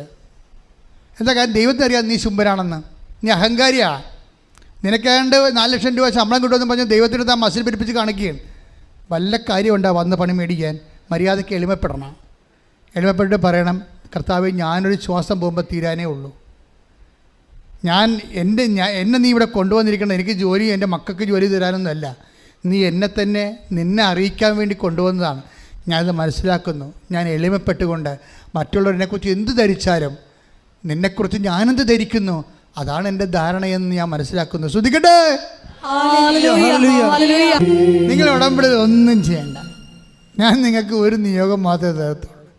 നിങ്ങൾ ദൈവത്തിന് കർത്താവേ നിന്നെ ഒന്ന് സ്നേഹിക്കാൻ എന്നെ പഠിപ്പിക്കണമേ. ഉടമ്പടി ഏറ്റവും വലിയ വാതിലാണിത്. വെച്ചാൽ നിന്നെ ദൈവത്തിന് ഒന്ന് കറകളഞ്ഞ് വേറെ ഉദ്ദേശമൊന്നും ഇല്ലാതെ ദൈവം തന്നെ ഏറ്റവും വലിയ ഉദ്ദേശമായിക്കൊണ്ട് ദൈവത്തെ സ്നേഹിക്കാൻ, സ്നേഹിച്ച് ജീവിക്കാൻ, ഓരോ വിഷയവും ജീവിതത്തിൽ വരുമ്പോൾ ദൈവത്തിൻ്റെ സ്നേഹത്തെ അതെങ്ങനെ വർദ്ധിപ്പിക്കുമെന്ന് നോക്കിക്കൊണ്ട് ആ വിഷയത്തെ സമീപിക്കാൻ പ്രത്യേക അഭിഷേകം, കലേബിൻ്റെ അഭിഷേകത്താൽ എന്നെ അഭിഷേകം ചെയ്യണമെന്ന് ശ്രദ്ധിക്കട്ടെ. ഹല്ലേലൂയ. എൻ്റെ പ്രിയപ്പെട്ട ദൈവത്തിൻ്റെ സ്നേഹമാണ്, നിങ്ങളോടുള്ള അഡ്വാൻസ്ഡ് ലവ് ആണ് നിങ്ങളെ ഇവിടെ കൊണ്ടുവന്നിരിക്കുന്നത്. നിങ്ങൾ എന്താ തിരിച്ചറിയേണ്ടതെന്ന് അറിയണോ? നിങ്ങൾക്ക് വിഷയമുണ്ട്, പ്രശ്നങ്ങളുണ്ട്, പ്രാരാബ്ധമുണ്ട്, രോഗമുണ്ടെന്നല്ല. നിങ്ങൾ തിരിച്ചറിയണം ദൈവം നിങ്ങളെ സ്നേഹിക്കുന്നുവെന്നാണ്. കാര്യം ഇന്നുവരെ കണ്ടിരിക്കുന്ന കൃപാസനം മാതാവിലൂടെയാണ് ഈ കാലഘട്ടത്തിൽ ദൈവത്തിൻ്റെ ഏറ്റവും വലിയ സ്നേഹം ജനങ്ങളിലേക്ക് കൈമാറുന്നതെന്ന് ഉള്ള ധാരണ എനിക്കുള്ളത്. തെറ്റിദ്ധാരണയൊന്നുമല്ല. എൻ്റെ ധാരണയ്ക്ക് ആവശ്യമായ ഉപോത്ബലമായ അനുദിന സാക്ഷ്യങ്ങൾ കേട്ടാൽ മതി. ഇന്നലെ ഒരു സാക്ഷ്യം ഉണ്ടായി. ജോസിനി, ഞാൻ ഇട്ടിട്ടുണ്ടെന്ന് തോന്നാം. അവിടെ ജോസിൻ്റെ സാക്ഷ്യം എന്താ? ജോസിൻ്റെ അമ്മ പറഞ്ഞ്, എടി നിന്നെക്കുറിച്ച് കൃപാസനം മാതാവിന് ഭയങ്കര സങ്കടം കേട്ടാന്ന് പറയും. പോതള്ളേന്ന് പറയും. വല്ല കാര്യമുണ്ട്? അവൾക്കുണ്ട കൃപാസനം മാതാവ്, കോഴിക്കോട്ടെ സംക്രാന്തി എന്ന് പറഞ്ഞ പോലെ അവൾക്ക് വല്ലതും അറിയാമോ? അപ്പം സ്വപ്നത്തേക്ക് ഈ അമ്മയോട് പറഞ്ഞ് എനിക്ക് അവളെക്കുറിച്ച് സങ്കടമുണ്ടെന്ന് പറഞ്ഞ്, അപ്പോൾ അവിടെ ഒരു അമ്മ പൊട്ടി അങ്ങനെ, എടി നിന്നെക്കുറിച്ച് കൃപാസനം മാതാവിന് ഭയങ്കര സങ്കടമാണെന്ന്. ഇങ്ങനെ പോകുന്നുള്ളൂ, ഇതും വല്ല കാര്യമുണ്ട്? പക്ഷേ എന്താന്ന്, നീ പോയൊരു ഉടമ്പടി എടുക്കടി എന്ന് പറഞ്ഞ് ആരോട് പറഞ്ഞ്, നിന്നെക്കുറിച്ച് കൃപാസനം മാതാവിന് ഭയങ്കര സങ്കടമാണ്, നീ പോയൊരു ഉടമ്പടി. ഉള്ള നല്ല പണിയായി. ഞാൻ ഈ കൊച്ചിനെ 3 കുഞ്ഞുങ്ങളെയും കൊണ്ട് എന്ത് ചെയ്യാനാണ് പറയണത്? അവൾ ചൂടായി. ഞാൻ ഈ 3 ശരി അവളെ ചെയ്യാണ്, 3 കുഞ്ഞുങ്ങൾ അവളെ ഉള്ളു, അവളെ കുറ്റം വലിയ കാര്യമില്ല. അവൾക്ക് 3 കുഞ്ഞുങ്ങളുണ്ട്, ചെറുട്ടെന്ന് അഴിയും പോലുള്ള 3 കുഞ്ഞുങ്ങളുണ്ട്. അതിനെ വളർത്തിക്കൊണ്ട് പോകുന്നത് ആകുമ്പോൾ അവർ അറിയാം, ഒരെണ്ണം ഒരുന്നിട്ട് വരുമ്പോൾ മറ്റേ ഉറങ്ങുമ്പോൾ മറ്റേ ചോറ് ചോദിക്കുമ്പോൾ ഇതിന് ഉറങ്ങണം, കളിയല്ലേ. ഈ 3 കൊണ്ട് വളർത്തിയെടുക്കുമ്പോൾ നിനക്ക് പ്രാന്ത് പിടിക്കും നമ്മൾ. അപ്പോൾ അങ്ങനെ ജീവിക്കണ ജീവിതമാണ്. അപ്പോൾ പക്ഷേ അവരോട് പറഞ്ഞിങ്ങനെ ഉടമ്പെടുക്കാൻ പറയുക. അപ്പോൾ ഈ അമ്മ നിങ്ങൾക്കറിയാമല്ലോ എൻ്റെ അവസ്ഥ, മാറി താമസിക്കുന്നവരാണേ. അപ്പോൾ ഞാൻ ഈ 3 കുഞ്ഞുങ്ങളെ കൊണ്ട് എങ്ങനെ ഉടമ്പെടുക്കാനാണ്? അപ്പോൾ ദൈവത്തിനുള്ള പ്രശ്നം അറിയോ? ദൈവം ഈ ഉടമ്പെടുക്കാനൊക്കെ പറയുമ്പോൾ നമുക്ക് കൈയും ഒഴിയത്തില്ല, കാലും ഒഴിയത്തില്ല, തലയും ഒഴിയാത്ത സമയത്ത് ഉടമ്പെടുക്കാൻ പറയത്തുള്ളൂ. നിങ്ങൾ ഓർക്കുന്നുണ്ടാകും, നിങ്ങൾ സമാധാനകാലത്ത് ഉടമ്പെടുക്കാൻ പറയും, ഒരിക്കലും പറയത്തില്ല. നിങ്ങളെക്കൊണ്ട് ഒഴിവ് കഴിവ് പറയിപ്പിക്കാനാണ് ദൈവം കാത്തിരിക്കണത്. ഒഴിവ് കഴിവ് പറയിപ്പിച്ചിട്ട് ഇവനെ ഒഴിവാക്കണം. പറഞ്ഞാൽ മനസ്സിലായി? ഈ അടുപ്പം നിങ്ങൾ മനസ്സിലാക്കണം. ഒഴിവ് നിങ്ങളെക്കൊണ്ട് ഈ 3 കുഞ്ഞുങ്ങളുണ്ട്, 4 കുഞ്ഞുങ്ങളുണ്ട്, ഭർത്താവുണ്ട്, ആന കൂനെന്നൊക്കെ പറഞ്ഞിട്ട് ഒഴിവ് കഴിവ് നിങ്ങളെക്കൊണ്ട് നിങ്ങൾ ഏറ്റവും കൂടുതൽ ബിസി ആയിരിക്കുമ്പോഴും, നിങ്ങൾ ഏറ്റവും കൂടുതൽ തിരക്കായിരിക്കുമ്പോഴും ആണ് ദൈവം ഉടമ്പടി എടുക്കാൻ പറഞ്ഞതും നിങ്ങളെക്കൊണ്ട് നിർബന്ധിച്ചുകൊണ്ട് ആലപ്പുഴ ചെല്ലാമൊക്കെ പറയണത്. എന്താ കാര്യം എന്നറിയാമോ? നിങ്ങളെ ഒഴിവ് കഴിവ് കേട്ടിട്ട് ദൈവത്തിൻ്റെ ഫസ്റ്റ് റെഫറൻസിൽ നിങ്ങളെ വെട്ടിക്കളയണം. അതാണ് ഉദ്ദേശിക്കണം ഒഴിവ് കഴിവ്. ബൈബിളിൽ ഇപ്പോഴും തുടങ്ങിയല്ല, പണ്ട് പോലെ അസുഖം ദൈവത്തിൽ ഉള്ളതാണ്. കള്ളന്മാരെ ഒന്നും കൂടെ നിർത്തത്തില്ല, ഈ വയറ്റിപ്പഴുപ്പുകാരെ ഒന്നും നിർത്തത്തില്ല. ഇപ്പം നമ്മൾ വായിച്ച ഒരു സൂചനയാണല്ലോ, ശ്രുതിയുടെ മക്കളെ യേശുവേ സ്തോത്രം. ലൂക്കാ 14:18. എന്നാൽ അവരെല്ലാവരും ഒന്നുപോലെ ഒഴിവ് കഴിവ് പറയാൻ തുടങ്ങി. മനസ്സിലായില്ലേ? ഒഴിവ് കഴിവ് പറയുന്ന ആൾക്കാരാണ് വിളിക്കണത്. എന്തിനാണ്? അവൻ്റെ വായും തന്നെ ആ ഒഴിവ് കേട്ടിട്ട് പട്ടികന്ന് വെട്ടിക്കളയാൻ വേണ്ടിയാണ്. നമുക്ക് ദൈവത്തിൻ്റെ നടക്കുന്ന ബുദ്ധി വേണം ആദ്യം. ആ 14:18 എന്താ പറഞ്ഞു? ഒന്ന് വായിച്ച്. അതിന് മുമ്പുള്ള വചനം എന്താ? സദ്യക്ക് സമയമായപ്പോൾ അവൻ ദാസനെ അയച്ച് പടിയായി. സദ്യക്ക് സമയമായ, ദൈവം അനുഗ്രഹിക്കാൻ സമയമായെന്നാണ് പറയണത്. ദൈവം അനുഗ്രഹിക്കാൻ സമയമാവണേ എപ്പോഴാണ്? അപ്പോൾ ദാസനെ അയച്ച് ക്ഷണിക്കപ്പെട്ടവരെ അറിയിച്ചു, വരുവിൻ എല്ലാം തയ്യാറായിരിക്കും, വന്ന് ഉടമ്പടി എടുത്തോളാൻ പറഞ്ഞിരിക്കുകയാണ്. നിന്നെ അനുഗ്രഹിക്കാൻ സമയമായി, വന്ന് ഉടമ്പടി എടുക്കാൻ പറയണേ. എന്നാൽ അവരെല്ലാവരും ഒന്നുപോലെ മുണ്ണകളാണ്. എന്നാൽ അവരെല്ലാവരും ഒന്നുപോലെ ഒഴികഴിവ് പറയാൻ തുടങ്ങി. ഒരു കാര്യം പറയണേ. എന്താ ഒഴികഴിവ്? ഒന്നാമൻ പറഞ്ഞു, ഞാനൊരു വയൽ വാങ്ങി എന്ന് അത് പോയി കാണേണ്ടിയിരിക്കുന്നു. ദൈവത്തെക്കാൾ വലിയ വയല് പോരെ? ഞാനൊരു വയൽ വാങ്ങി അത് പോയി കാണണമെന്ന്. അപ്പം അതായത് നിങ്ങളുടെ റെഫറൻസ് ദൈവം നോക്കും. ദൈവത്തിനാണ് വില, വയലിനാണ് വില. ദൈവത്തിനാണ് വില, ലോകത്തിനാണ് വില. ഇത് ദൈവം നോക്കും. ഇതൊരു വൈബായിട്ട് വേണം എടുത്തോ. ഒരു പരീക്ഷണമാണിത്. അതായത് നീ ഏറ്റവും കൂടുതൽ ബിസി ആയിരിക്കുന്ന സമയത്താണ് ദൈവം സമയമായെന്ന് പറഞ്ഞ് നിന്നെ വിളിക്കണത്. നീ വെറുതെ നീ ഈശ്വരനെ അടിച്ചിരിക്കുന്ന സമയത്ത് വിളിക്കത്തില്ല നിന്നെ. അതാണ് വിഷയം. അത് നമ്മൾ മനസ്സിലാക്കാനുള്ള ജ്ഞാനവും ബോധമൊക്കെ ഉണ്ടാകണം. ഇപ്പം എന്താ അടുത്ത ആളെ ഉടായി പറയുന്നുണ്ട്. മറ്റൊരുവൻ പറഞ്ഞു ഞാൻ 5 ജോഡി കാളകളെ വാങ്ങി. ഓലക്ക പിണ്ണാക്ക്. അവനെന്താ ചെയ്തത്? അവൻ 5 ജോഡി കാളകളെ വാങ്ങിയെന്ന്. അവയെ പരീക്ഷിച്ചു നോക്കുവാൻ പോകുന്നു. ദൈവത്തെക്കാൾ വലിയ കാള പോരെ? ഇത് തന്നെയല്ലേ മനുഷ്യൻ്റെ അവസ്ഥ. ദൈവത്തെക്കാൾ വലിയ കാള. 5 ജോഡി കാളയെ വാങ്ങി അതിൻ്റെ അകത്ത് കലപ്പ വെച്ച് നോക്കണമെന്ന്. എടാ പന്നി, നിൻ്റെ കലപ്പ വെച്ച് നോക്കാൻ നിൻ്റെ കൈക്ക് വാദം വന്നാൽ നീ എന്ത് വെച്ച് നോക്കാൻ പറ്റത്തില്ല. ബുദ്ധിയില്ല മനുഷ്യനെ. അവൻ്റെ മനുഷ്യൻ്റെ കഴിവിൽ തന്നെ ആശ്രയിക്കുന്നവനാണ് ദൈവത്തെ മാറ്റി നിർത്തിക്കൊണ്ട് കലപ്പ വെച്ച് ഉണ്ടാക്കാൻ പറ്റുമോ നോക്കുകയാണ്. ഇതല്ലേ പരിപാടി. എൻ്റെ ജീവിതത്തിൽ ദൈവത്തെ മാറ്റി നിർത്തിക്കൊണ്ട് എൻ്റെ കഴിവ് കൊണ്ട് തന്നെ ഞാനത് ചെയ്യാൻ പറ്റും. അഹങ്കാരിയാണ് അവൻ. അടുത്ത വചനം വായിച്ചേ. മൂന്നാമതൊരുവൻ പറഞ്ഞു. അടുത്ത അവതാരം വരുന്നുണ്ട്. മൂന്നാമതൊരുവൻ വന്ന് പറഞ്ഞു എൻ്റെ വിവാഹം കഴിഞ്ഞതേ ഉള്ളൂ. പണിയായി പെണ്ണുമ്പിള വന്നെന്ന്. എന്നാൽ പിന്നെ ഇനി ആരും വന്നിട്ട് കാര്യമില്ല. പിന്നെ ആരും വന്നിട്ടൊരു കാര്യമില്ല. പെണ്ണുമ്പിള്ള വന്നു. എന്താണ് അതിന് ഞാൻ പോട്. മൂന്നാറിൽ പോയി മുറിയെടുത്ത് താമസിക്കാൻ പോയേ. ഇതാണ് അവൻ്റെ അത്. ഈ ഉടായ്പൊക്കെ പറഞ്ഞ ആരോടാണ്? ഇങ്ങോട്ട് ഉണ്ടാക്കി വിട്ടവനോടാണ് പറയണത്. ദൈവത്തോടാണ് പറയണത്. ഓരോ പരിപാടികളുണ്ടെന്ന് നിങ്ങളത്. എന്നിട്ട് ഈശോ എന്ന് പറഞ്ഞാൽ എനിക്ക് ഈശോനെ പേടിയുമാണ്. ചില സമയത്ത് ഈശോയുടെ കോമഡി കേട്ട് ചിരിയും വരും എനിക്ക്. എന്താ കാര്യത്തില്ലേ? ഇതെല്ലാം നോക്കിയേ, ഇതെല്ലാം അടിപ്പനാണ്. ഇതെല്ലാം പണിതരികയാണ്. ഈശോ മനസ്സിൽ ചിരിക്കുന്നതാണ് ഇത് പറയുമ്പോൾ. എന്നുവെച്ചാൽ ഓരോ മനുഷ്യൻ അവൻ ഏറ്റവും കൂടുതൽ തിക്കലും അവന് തിരക്കുള്ള സമയത്തായിരിക്കും ദൈവം അവനെ വിളിക്കണത്. വെറുതെ ഈസി ആയിട്ട് കഴിയുമ്പോൾ വിളിക്കത്തില്ല. ഇപ്പോൾ അലീഷാനെ എന്താ ചിരിക്കണത്? ജോസിനിക്ക് 3 കുഞ്ഞുങ്ങളുണ്ട്. ആ സമയത്താണ് അമ്മയോട് പറഞ്ഞ്, കൃപാസനം മാതാവിന് ഭയങ്കര സങ്കടമാണ്, സ്വപ്നത്തിൽ ഞാൻ കണ്ടായിരുന്നു, നിന്നെക്കുറിച്ച് സങ്കടമാണ്, നീ ചെല്ലാൻ പറഞ്ഞിട്ടുണ്ടെന്ന് പറഞ്ഞു. ഞാൻ പോകുന്നില്ല, നിങ്ങൾക്ക് നല്ല വേറെ പണിയുണ്ടാ, എനിക്ക് 3 കുഞ്ഞുങ്ങളോട് കാണാൻ പറ്റില്ല, നിങ്ങൾക്ക് കാണാൻ പറ്റില്ല, ഈ മാതാവിനെ അറിയാൻ പറ്റില്ല, പോട്ടെ, നിങ്ങൾക്കറിയാമല്ല. അതാണ് അവളുടെ നിലപാട്. അപ്പം പിന്നീട് മാതാവ് ഇവളോട് പറയും, അതാണ് എനിക്ക് എൻ്റെ ഉൾക്കാഴ്ചയിൽ അമ്മ തെളിഞ്ഞു വന്നതാണ് പിന്നെ അവൾ പറയണത്. പിറ്റേ ദിവസം ഞാൻ പോകുന്നതെന്ന് കണ്ടപ്പോൾ അമ്മ സ്വപ്നത്തിൽ എൻ്റെ അടുത്ത് വന്നതും പറഞ്ഞ്, ഹസ്ബൻഡിന് എന്താ കുഴപ്പമുണ്ട്, നീ വന്ന് ഉറമ്പെടുക്കാൻ പറഞ്ഞു. ആ പറഞ്ഞ് അമ്മയോട് പറഞ്ഞ എന്നോടൊന്നും പറഞ്ഞിട്ടില്ലെന്ന് പറഞ്ഞു. എന്നോടൊന്നും പറഞ്ഞിട്ടില്ല. അപ്പോൾ ഇവക്ക് തോന്നി, ഞാൻ ചിലപ്പോൾ തോന്നിയായിരിക്കും. കാര്യം എന്നോട് പറഞ്ഞിട്ടില്ല. ഈ കൂടെ കിടക്കുന്നവർക്കല്ലേ രാപ്പനെ അറിയാൻ പറ്റില്ല, മാതാവിനെ എങ്ങനെ അറിയാൻ പറ്റുമെന്നാണ് ഇവൾ ചോദിക്കുന്നത്. ഇതാണ് ഇവളുടെ ചോദ്യം. എന്തൊരു പൊട്ടിയാണ്. പക്ഷെ അതിനുശേഷം ഇവൾ പിന്നെയും മാതാവ് 2ാമത്തെ പ്രാവശ്യം പറഞ്ഞ്, നീ വന്ന് ഉടമ്പടിയിട്, ഹസ്ബൻഡ് എന്തോ കുഴപ്പമുണ്ടെന്ന് പറഞ്ഞു. ഉടനെ ഇവൾ ഹസ്ബൻഡിനെ വിളിച്ച്, എടോ തനിക്ക് വല്ല കുഴപ്പമുണ്ടോ? ഇല്ല. അല്ല അങ്ങനെയല്ല, ഉടമ്പടി എടുക്കാൻ വേണ്ടിയാണ്.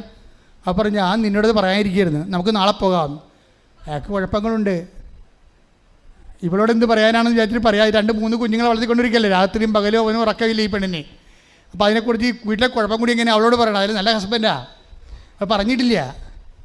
അപ്പോൾ പറയാതെ ഇങ്ങനെ ചെയ്യുമ്പോൾ 2 പേരും ഒന്ന് ഉടമ്പെടുത്തപ്പോൾ അവനോട് പറയും, നമുക്ക് 1 പ്രാവശ്യം ഉടമ്പെടുത്താൽ മതിയേ, 90 ദിവസം, അച്ഛനൊന്നും കാണേണ്ട ആവശ്യമില്ല. ഇവർ 2 കൂടി ഇവിടുന്ന് സംസാരിച്ച് ധാരണ എത്തി. അപ്പം മാതാവ് രാത്രി പറഞ്ഞ്, അച്ഛനെ പോയി കാണടി എന്ന് പറഞ്ഞു. ഞാനിങ്ങനെ എന്നോട് ചില ആൾക്കാർ പറയും, നിങ്ങളിത് സെൽഫ് മാർക്കറ്റിംഗ് നടത്തുകയാണെന്ന്. സെൽഫ് മാർക്കറ്റിംഗ് നടന്ന കക്ഷി ഇവിടെ ഇരിപ്പുണ്ട്, ഞാനല്ല. ഇവർ പറഞ്ഞ കാര്യമാണ് ഞാൻ പറഞ്ഞത്, ഞാൻ പറഞ്ഞ കാര്യമല്ലേ പറയണത്. പക്ഷേ എന്താ സംഭവം എന്ന് വെച്ച് കഴിഞ്ഞാൽ, ഇയാൾ ഗൾഫിൽ നിന്ന് വന്ന് നിൽക്കുകയാണ്. ഗൾഫിൽ കോവിഡായിട്ട് പോന്നിട്ട് പിന്നെ ജോലിയില്ല. ഇയാളൊരു കമ്പനി, ഒരു ഹോട്ടൽ, റെസ്റ്റോറൻറ്റിൽ കാശ് മുടക്കി ആ കാശ് മൊത്തം പോയി. പിന്നെ വേണ്ടടുത്ത് പോയി വേറെ റെസ്റ്റോറൻറ്റ് എടുത്ത് 4 പേരുമായിട്ട് ആ കാശ് മൊത്തം പോയി. ഇപ്പം കടക്കാർ വളഞ്ഞ് തെണ്ടിത്തെരിഞ്ഞ് കിഡ്നി വരെ പണയം വെക്കാൻ നിൽക്കുകയാണ്. ഈ മനുഷ്യൻ കടിച്ചിറക്കി ജീവിക്കുകയാണ്. ഇവിടെ വന്നു കഴിഞ്ഞപ്പോൾ തന്നെ ഞാനോട് പറഞ്ഞത് കുഴപ്പമൊന്നുമില്ല, അമ്മ നിന്റെ കാര്യം സെറ്റാക്കുന്നുണ്ടെന്ന് പറഞ്ഞു. ഞാൻ പറഞ്ഞു വിട്ടാരാ. ഒരാഴ്ചക്കുള്ളിൽ തന്നെ അവന് ജോലി കിട്ടി വേറെ പോയി. അവന് ഒരു ജോലി കിട്ടി അവൻ വേറെ പോയി.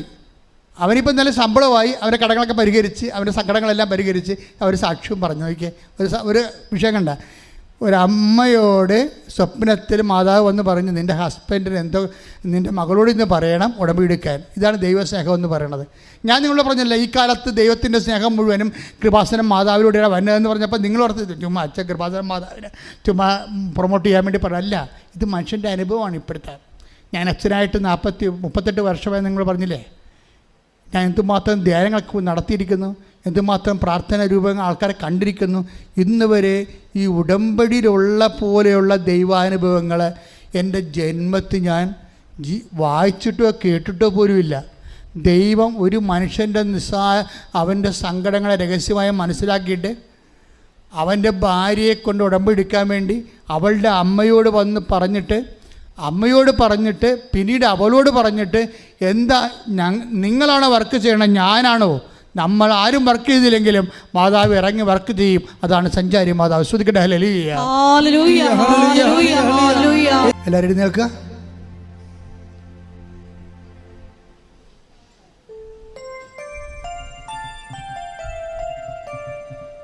മക്കളെ, സന്തോഷത്തോടെ ഇരിക്കുക. ഈ ലോകത്ത് ദൈവസ്നേഹത്തിൻ്റെ ഏറ്റവും വലിയ തണലിലാണ് നിങ്ങൾ നിർത്തപ്പെട്ടിരിക്കുന്നത്, വിളിക്കപ്പെട്ടിരിക്കുന്നത്, ആകർഷിക്കപ്പെട്ടിരിക്കുന്നത്.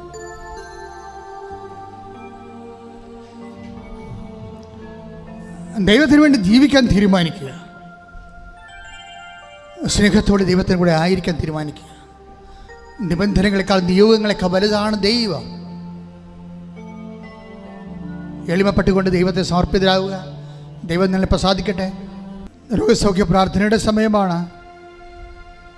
നിങ്ങളെ വിശ്വാസ പ്രമാണം ചൊല്ലിക്കൊണ്ട്, അല്ലെങ്കിൽ യേശുവെ അതറിയാൻ പാടില്ലാത്തൊരു യേശുവെ സ്വസ്ത്രം, യേശുവെ നന്ദി എന്ന് പറഞ്ഞുകൊണ്ട് ശരീരത്തിൻ്റെ വ്യത്യസ്തങ്ങളായ ഭാഗങ്ങളിലേക്ക് കൈ ഇങ്ങനെ തൊട്ട് പോകണം. വേദന എല്ലായിടത്തും വേദന ചുമ്മാ യാന്ത്രികമായിട്ട് ചെയ്യരുത്. വിശ്വാസത്തിൽ ചെയ്യുക. കർത്താവ് നിങ്ങളെ സ്പർശിക്കുന്ന സമയമാണ്. നിങ്ങൾ കൈ ഉയർത്തുക. കർത്താവെ, കൈ ഉയർത്തപ്പെട്ട കൈകളിലേക്ക് നിന്റെ തിരുമുറിവാർന്ന വലതുകരം വെക്കണമേ എന്ന് പ്രാർത്ഥിക്കുന്നു. കർത്താവ്, നിന്റെ തിരുരക്തത്താൽ മക്കളുടെ കൈകളെ സ്നാനം ചെയ്യണമെന്ന് പ്രാർത്ഥിക്കുന്നു. കാരണം കൈകളെല്ലാം എവിടെയെല്ലാം വെക്കുന്നു അവിടെയെല്ലാം ദൈവികമായ ശക്തി, രക്തസ്രാവ രോഗിയിലേക്ക് ഇറങ്ങിപ്പോയ ദൈവികമായ ശക്തി അവരിലേക്ക് ഇറങ്ങി വസിക്കണമെന്ന് പ്രാർത്ഥിക്കുന്നു. കർത്താവ്, നിന്റെ വിശുദ്ധ കുരിശിനെ കർത്താവെ ഞങ്ങൾ മഹത്വപ്പെടുത്തുന്നു. കർത്താവ്, നാമത്തെ കർത്താവെ ഞങ്ങൾ മഹത്വപ്പെടുത്തുന്നു. കർത്താവ്, ഈ കൈകൾ വെച്ചുകൊണ്ട് പ്രാർത്ഥിക്കട്ടെ. ഓരോ ഇടങ്ങൾ വെക്കട്ടെ, ഓരോ ഇടങ്ങൾ വെച്ചുകൊണ്ട് സ്തുതിക്കട്ടെ, ഓരോ ഇടങ്ങൾ വെച്ചുകൊണ്ട് സ്തുതിക്കട്ടെ. കർത്താവിൻ്റെ നാമത്തിൽ പ്രാർത്ഥിക്കുന്നു. കർത്താവിൻ്റെ വിശുദ്ധ പൗരോഹിത്യത്തെ മഹത്വപ്പെടുത്തണമേ. കർത്താവിൻ്റെ സഭയിലുള്ള സാന്നിധ്യം പ്രകടമാക്കണമേ. എൻ്റെ കർത്താവിൻ്റെ ഉന്നതമായ നാമത്തെ പ്രാർത്ഥിക്കുന്ന, കുറിച്ചപ്പെട്ടവൻ്റെ നാമത്തെ പ്രാർത്ഥിക്കുന്ന, തിരുവിലാലും മുരുവറ്റവൻ്റെ നാമത്തെ പ്രാർത്ഥിക്കുന്ന, മുൾക്കിടം ചുടിയവൻ്റെ നാമത്തെ പ്രാർത്ഥിക്കുന്ന. കർത്താവ്, അങ്ങനെ മുതുകിലാണല്ലോ കർത്താവ് ശത്രുക്കളെ ഉഴുതു മറിച്ചത്. മുതുകിൽ ഉഴുതു മറിച്ചവൻ്റെ നാമത്തെ പ്രാർത്ഥിക്കുന്ന, യേശുക്രിസ്തു നാമത്തെ പ്രാർത്ഥിക്കുന്ന, ഉദ്ധാരിതന്റെ നാമത്തെ പ്രാർത്ഥിക്കുന്ന. മാരക രോഗങ്ങൾ, തീരാവേദികൾ, ഉച്ച മുതൽ ഉള്ളം കലവരെ ആന്തരിക അവയവങ്ങളുടെ രോഗങ്ങൾ, ത്വക്ക് രോഗങ്ങൾ, ആന്തരിക അവയവങ്ങളുടെ രോഗങ്ങൾ യേശു ക്രിസ്തുവിന്റെ ഉന്നതമായ നാമത്തിൽ മാറിപ്പോകട്ടെ. ശ്രുതിക്കട്ടെ.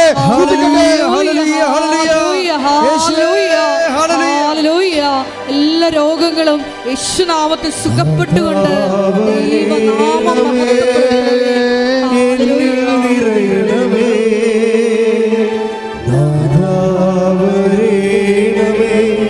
സൗഖ്യം നൽകണമേ, നാഥാവരേണമേ, എന്നിൽ നിറയണമേ, നാഥാവരേണമേ, സൗഖ്യം നൽകണമേ, നാഥാവരണമേ, നാഥാവരേണമേ, എന്നിൽ നിറയണമേ, നാഥാവരേണമേ, സൗഖ്യം നൽകണമേ.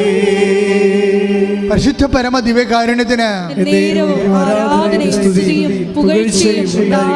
എൻ്റെ മക്കളെ, നിങ്ങൾ വിശ്വാസത്തോടെ സ്തുതിച്ചാൽ മതി. ബാക്കി ഈശോ നിർവഹിക്കും.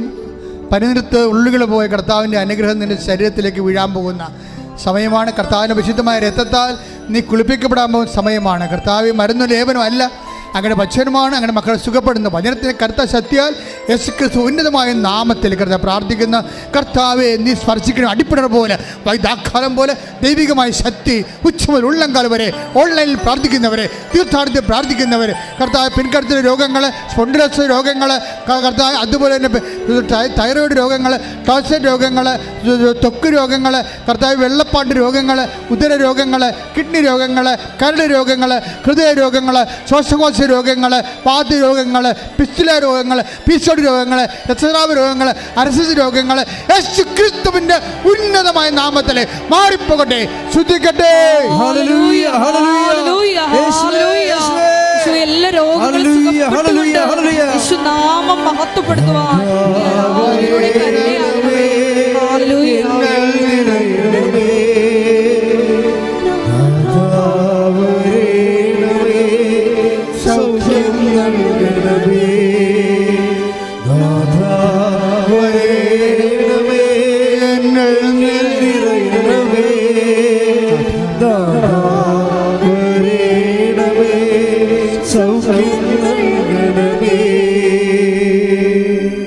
എൻ്റെ മക്കളെ, ഇന്നലെ രാത്രിയൊക്കെ ഞാൻ വളരെ വല്ലാതെ ഇങ്ങനെ വ്യസനിക്കായിരുന്നു.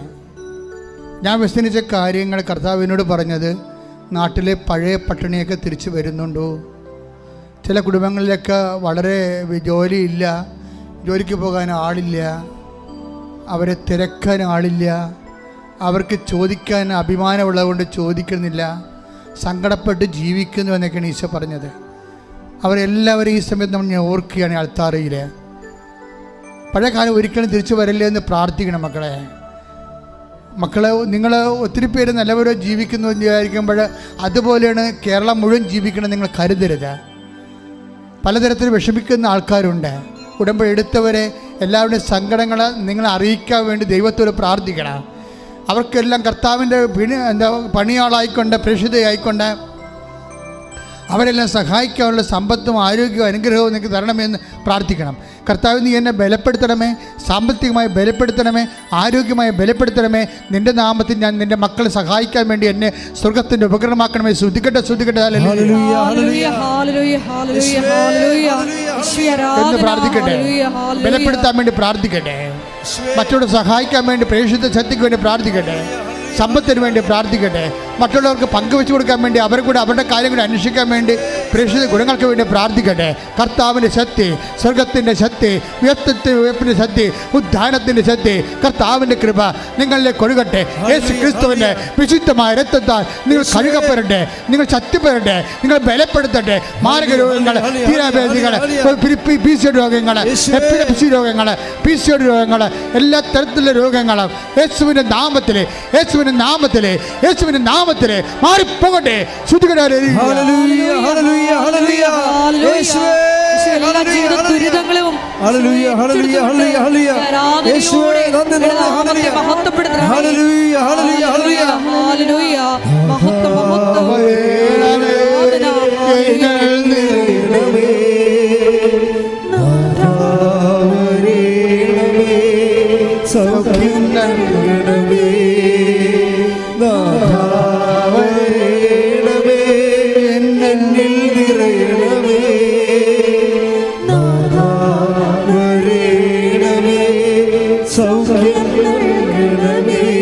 പരിശുദ്ധ പരമ ദിവ്യകാരുണ്യത്തിന്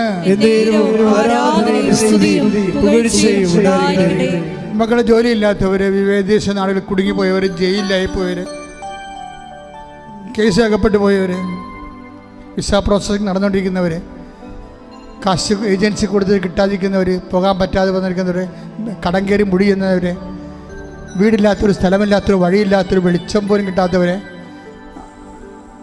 വിവാഹത്തിൽ പിരിയാൻ പോകുന്നവർ, വിവാഹം ഒത്തുവരാത്തവർ, മക്കളില്ലാത്തവർ, കോടതി കേസ് കിടക്കുന്നവർ, ഒരു രാജ്യത്ത് നിന്ന് മറ്റു രാജ്യത്തിലേക്ക് പോകാതെ ഇരിക്കാൻ നിവർത്തി വിവാഹമില്ലാതെ പോകാൻ വേണ്ടി ആഗ്രഹിക്കുന്നവർ, വിദേശ രാജ്യങ്ങളിൽ തന്നെ വളരെ സംഘർഷങ്ങളോടുകൂടെ സാമ്പത്തിക തകർച്ചയോടുകൂടി ജോലിയില്ലാതെയൊക്കെ ജീവിക്കുന്നവരെ, വിഷമിച്ച് ജീവിക്കുന്നവരെ, നാട്ടിൽ അവരുടെ വീട്ടുകാർ അതിനേക്കാൾ വരെ വേദനയിലേക്ക് താഴിയുന്നവരെ എല്ലാം സമർപ്പിച്ചുകൊണ്ട് പ്രാർത്ഥിക്കട്ടെ. വിദ്യാഭ്യാസത്തിൻ്റെ മേഖലയെ സംബന്ധിച്ച് പ്രാർത്ഥിക്കട്ടെ, തൊഴിൽ മേഖലയെ സംബന്ധിച്ച് പ്രാർത്ഥിക്കട്ടെ, തൊഴിൽ അകറ്റുപോയവർ പ്രാർത്ഥിക്കട്ടെ, തൊഴിൽ മരവിച്ചു പോയവർ പ്രാർത്ഥിക്കട്ടെ, തൊഴിലില്ലാത്ത സംബന്ധിച്ച് പ്രാർത്ഥിക്കട്ടെ. ശ്രുതിക്കട്ടെ, ശ്രുതിക്കട്ടെ. ഹല്ലേലൂയ, ഹല്ലേലൂയ, ഹല്ലേലൂയ, ഹല്ലേലൂയ. എൻ്റെ കർത്താവിൻ്റെ ഉന്നതമായ നാമത്തിൽ സഭയുടെ അധികാരത്തെക്കുറിച്ചിൻ്റെ അടയാളത്തിൽ ദൈവശക്തിയാൽ മാർഗ തടസ്സങ്ങൾ, ജീവിത ദുരിതങ്ങൾ ദൈവത്തിൻ്റെ നാമത്തിൽ മാറിപ്പോകട്ടെ. ശ്രുതിക്കട്ടെ. ഹല്ലേലൂയ, ഹല്ലേലൂയ, ഹല്ലേലൂയ, ഹല്ലേലൂയ. വികാരണനാഥന്റെ ആശീർവാദം സ്വീകരിക്കാം.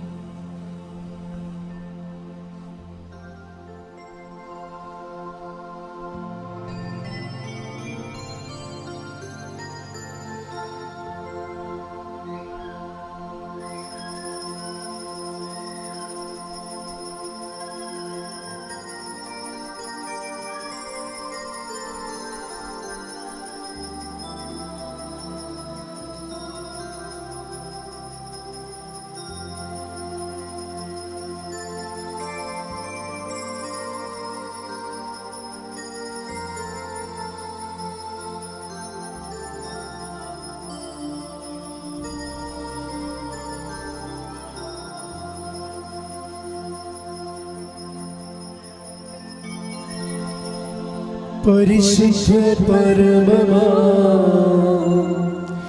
ദിവ്യകാരുണ്യമേ, എന്നും അങ്ങേക്ക് ആരാധന. പരിശുദ്ധ പരമമാ ദിവ്യകാരുണ്യമേ, എന്നും അങ്ങേക്ക് ആരാധന. പരിശുദ്ധ